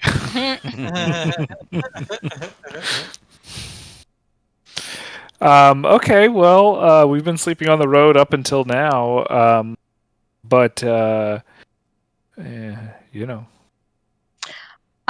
we stop and talk really fast though? Like, just during the day at some point, find a minute to chat with the people and be like, guys, I appreciate that we should probably try to stay with this caravan just like for safety and storyline, but realistically, like, we are a group that stands out. Like, we are definitely gonna get clocked by Langdrosa. He's not an idiot. I don't think any of us should stay with this caravan. It is straight up dangerous. I'm 100% on board with traveling, parallel to the caravan. Like, can you tell us anything about the High Moor, Nathan? Sure. Oh, okay. I see what you're looking at. Give me 1 second. Like, with the idea that perhaps we, instead of traveling along the road, we travel through this area, as long as it's not, like, infested with terrible things. And well, let me put it this way. So from what you've heard in the past, I got to stop you because literally what you've heard in the past, the description of the High Moor is a large monster-infested open moorland. Fantastic. Okay. What about if we take this road to the water and we take a boat the rest of the way to Waterdeep? Where are you going to get a boat? Where could we get a boat? Yeah. I don't know. Maybe they'll have one to rent in the Troll Hills. The troll. We'll ask the troll for a boat. Trolls make the best boats. Yeah. Oh god! So we're sandwiched between the monster-infested High Moor and the troll forest. Was there not a plan for any of the people who assigned us this mission to meet up with us at the car? Wasn't there a whole? They were going to meet us at Dragonspear. Yeah, weren't aren't we meeting people? An agenda of some kind with our allies? Maybe we can actually just go faster than the caravan. Yeah, I mean, on a regular horse, you could definitely outrun them. And we have just horses. like Landrosa's doing. I mean, he's catching up. Hey, why don't we juke these guys right now? They go to sleep and we just start heading out. Yeah, we thought of. Yeah, that's a good idea. Why don't we just sneak out in the night, get ahead of them? So where are you guys having this conversation at? In our minds, using message. No. Right I'm next sure. to the No. bearded guy. Yeah. I think like throughout the day, that day, we find a bunch of excuses to like go get wood. We're not necessarily like in the group. We're just, this is like going to that. Right, to the before you inn. get to the end that's booked up. Okay. Yeah, Okay. yeah. So we're just like getting some wood and like, surreptitiously having a convo. Okay. The reason I'm asking is because while Hamlin was in the inn doing that, everyone else outside couldn't help but notice that there are two very buxom twin sisters. Whoa! It's a trap! It's a trap! Working at the inn on the outside. And they're being very inviting. They're tending to the horses. And they are eyeing at Tronic and Tronic. Balasar, or I'm sorry, Tronic. They're eyeing Tronic and Balasar a lot as they are, watering horses and taking care of people, providing blankets, and It's a trap. Hey, look over there. But we can't metagame. We have to certainly play how your character. I mean, as a woman who has used her feminine wiles as a trap, it's a trap. Yeah, you're not supposed to metagame. It's a trap, though. It's a trap, guys. Like Fife knows this. I know this. Every woman in the world knows this. Women don't look at men. But It's a good perhaps, thing. maybe this time. Okay, I mean, listen. It's a trap. It's a trap. I mean, maybe the story I've was never listened to written. man. Maybe the story's Unless written by I a need man to- who doesn't know that, though. I mean, you never know. Yeah, Are I you think telling us this I think she's in-game? actually good for you, Tronic. I think she's. Are you telling us this in game? I just want to know how this is. Yeah. Or, like, if you're telling us this in game, maybe I'll listen. Yeah, no, Listen. I'm telling you in game. I'm telling you at a game. I'm telling you from the future when you guys try to do this in another game. I'm telling you Every next to the version- game. I'm telling Yeah. you under the game. I'm Under the telling you- game, on top of the game, behind the game. I'm telling you it's a trap. Club, another club, club. no sleep. It's a trap. It's a trap. I'm kind of preoccupied anyway. I'm not really into these girls. All right. I can't really speak for Balasar. Balasar hopes to be a true and noble, upstanding citizen, but it has been a long time since he's gotten any attention. All right. Wait, gonna tell him. where's Green Emza at this point? Just curiously. Oh, she is stuck to you. So wherever you are, she is. You'd have to tell her to go away at this point. I'm definitely not like trying to like play with other girls in front of this girl that I'm trying to. At least I'm smart enough to know that one. I'll do it behind her back, like a gentleman. Right. It's not me. It's my character. Uh-huh. I'm gonna look at Balasar and I'm gonna tell him, like, my friend, you have seen me use all of this on other guys. Just be careful. That's all. Okay. I'm a little spooked and a little Horny. and a little spooked and a little insulted that everyone's so alarmed that someone finds me attractive. That's a good point. It's not about you. It's not about you. No woman finds a man attractive. You know what? I have to be honest. Jared, That how do you feel about words that? have never been said. It all tracks, guys. This all tracks. Especially a big stupid lizard man, right? I gotta be honest. That has sort of probably been Balasar's a lot of Balasar's experience, though he is charismatic somewhat. So I think I'm going to lean into crab. Can everyone hear me or no? Yeah. Yep. Yeah. Okay, I'm going to lean into Krabic, and I'm going to say, "Can you read their mind, wizard? And if it looks good, let me know." Smart. You don't have to say it out loud. But Everybody needs a wingman. So we're outside in the rain, and there's two like busty women checking us out. They're also Yeah. standing in the rain. No, Not you. they're up at the water troughs, etc. Up on where the inn kind of comes out with a little bit of shelter there near where the stables are. So they're not wet yet. Gotcha. Oh Yeah. yeah, no, they're definitely not wet. Well, I meant physically. On that. I don't know about that. We'd have to roll Are they for wearing that. big They're wearing show. white shirts. Oh boy. I make a big show of pretending to detect thoughts. Like I take my fingers to my temple and I'm like, but I don't actually do it. I go to Balasar and I go, "There's snake women." What? Snake Which women. are What we is he's a snake really into because he's a lizard man. Oh, we're moving into reptilian conspiracy. I see. Okay.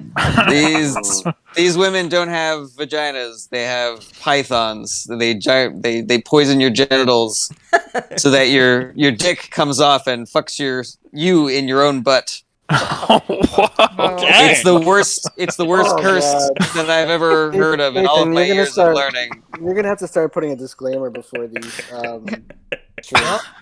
What the heck? Once again, Salazar must roll to see if he's been deceived. Yeah, you Yeah, you've got to roll deception for this. Please. I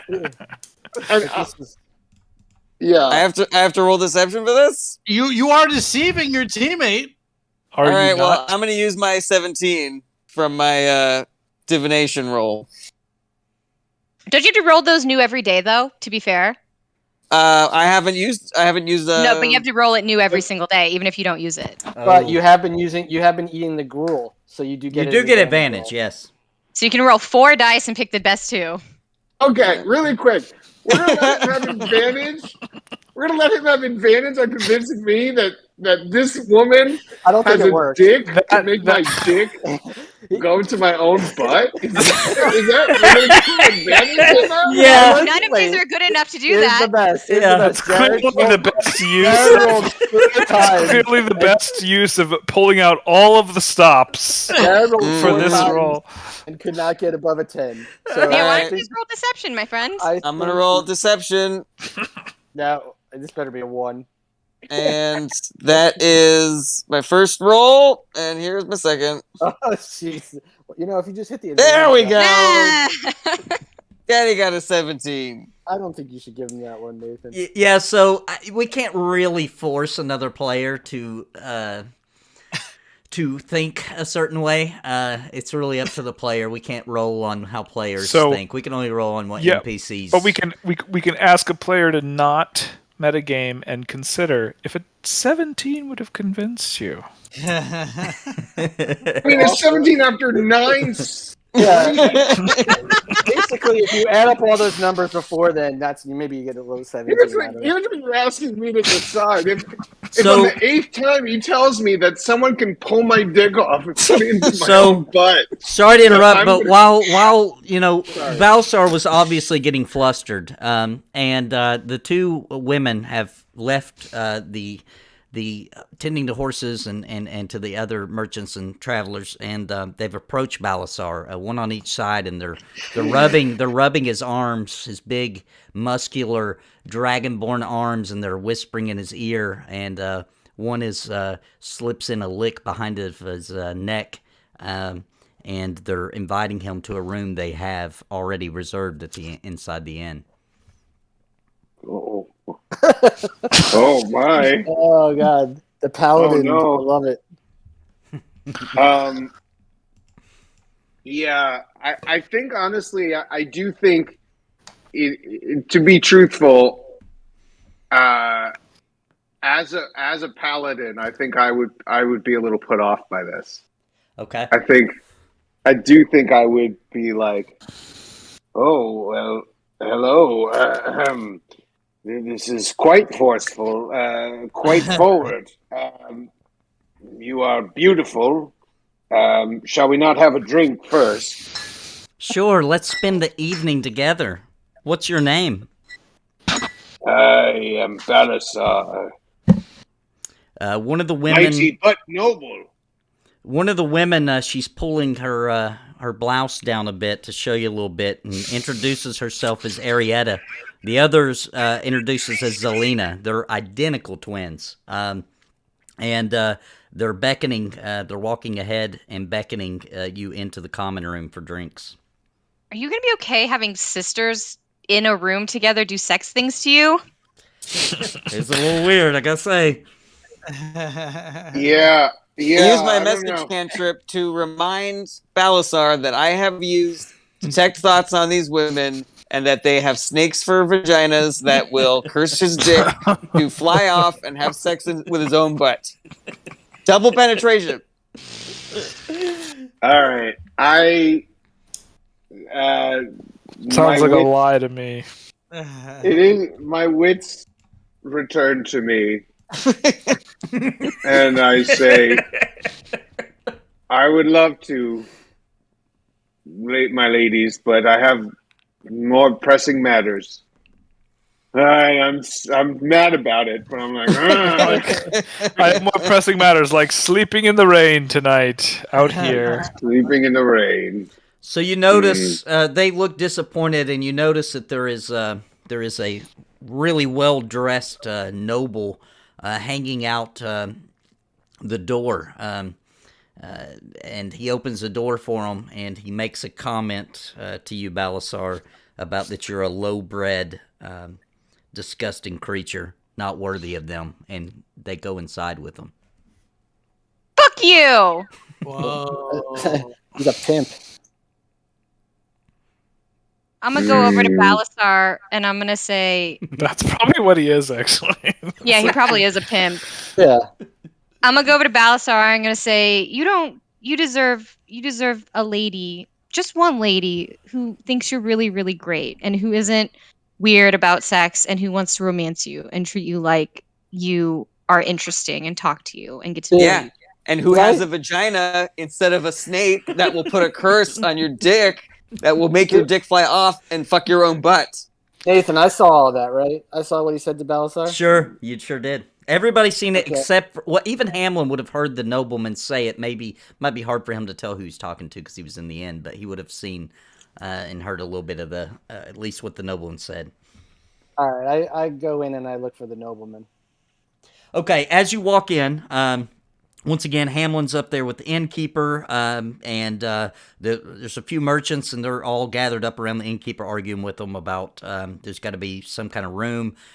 You make out that they're even saying we'll even sleep in the stables, and the innkeeper's like, I'm sorry, they've paid us extra they've got some fine bred horses. They won't even allow anyone to stay in the stables. I'm so sorry, they paid in advance. There's nothing I could do.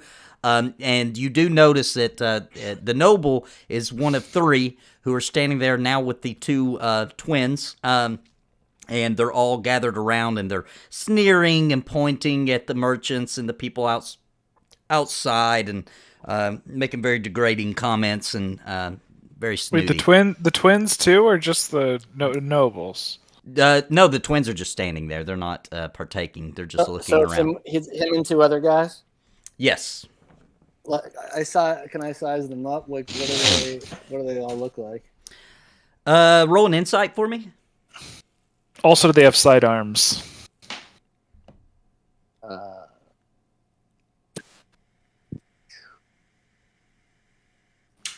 With advantage, right?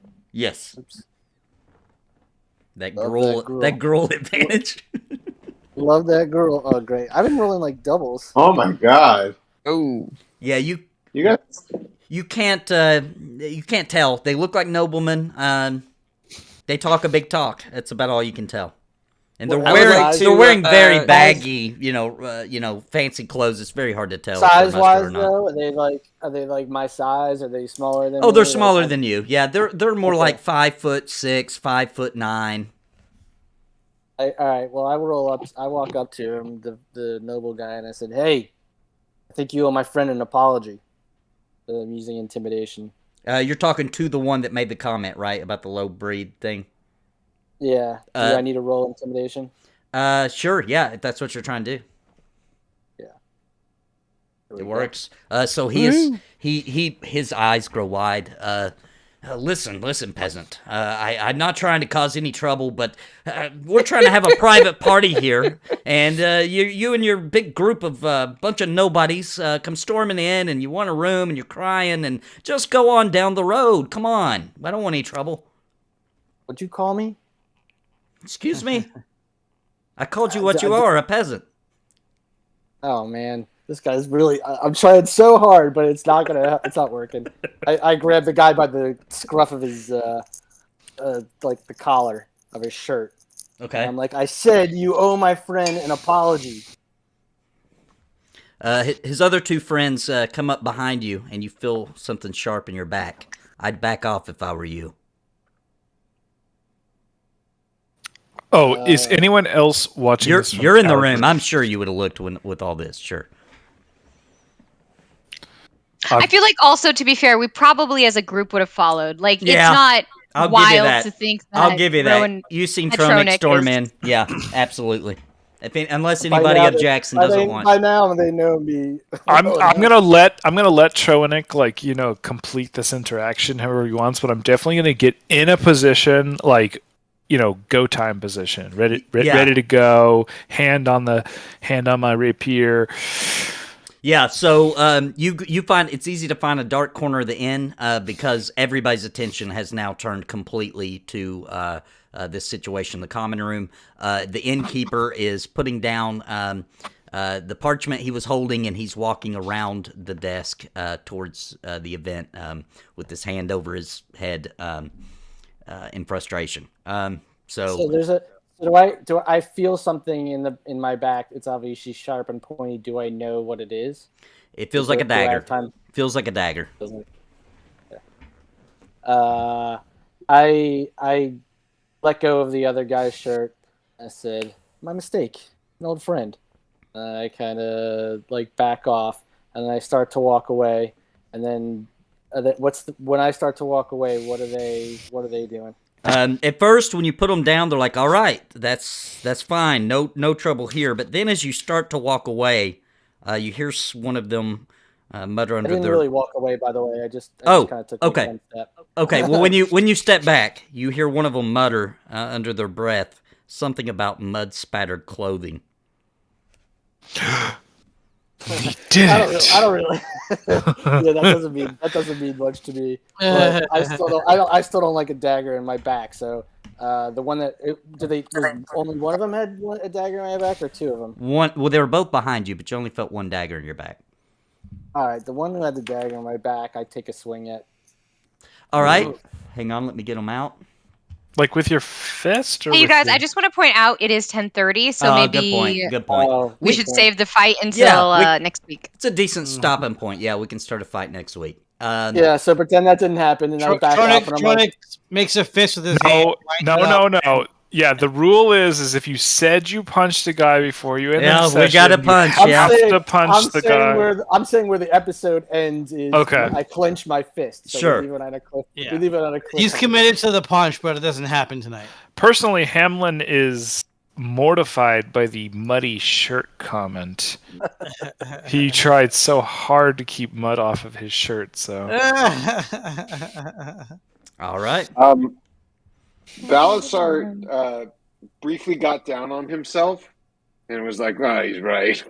Kicked the mud, and then was lifted up by Fife's little talk, and then came back in, and now is good to help out. So you're gonna need to find a church to confess your sins after this. 'Cause Hey, that was just awful of you. I would say that he This group- fought temptation. I would say he fought the temptation. Yeah, I am flesh and I'm scales and blood. But also, Uh, this group has jaded me so much that when you said that Balasar goes down on himself, that is not what I thought you meant. Only half of the curse was cast on him. So he... oh man. Oh well, thanks Haven't everybody. gotten- Sorry, go ahead. No, don't worry about it. I was just gonna say thanks everybody for joining us today. We'll be back. Now we do have someone won't be able to join us for the next 2 weeks. So we'll find a way. I'll fill everybody in. I'll let the character decide what they want to do because we are at an inn, so there's lots of things we could do to make that work. Or I could drag them along, and as a party, we could help decide what they would do in each scenario. But in any case, thanks for joining us today, everyone. We'll be back next week on Monday, roughly the same time, somewhere between 7 p.m. to 7:30. Sorry, but, it's a lot of people. So, everybody's got work and jobs and stuff going on. So sometimes it starts, I would say, to plan for 7:15. And until next time, guys, thank you, everybody, and we'll see you then.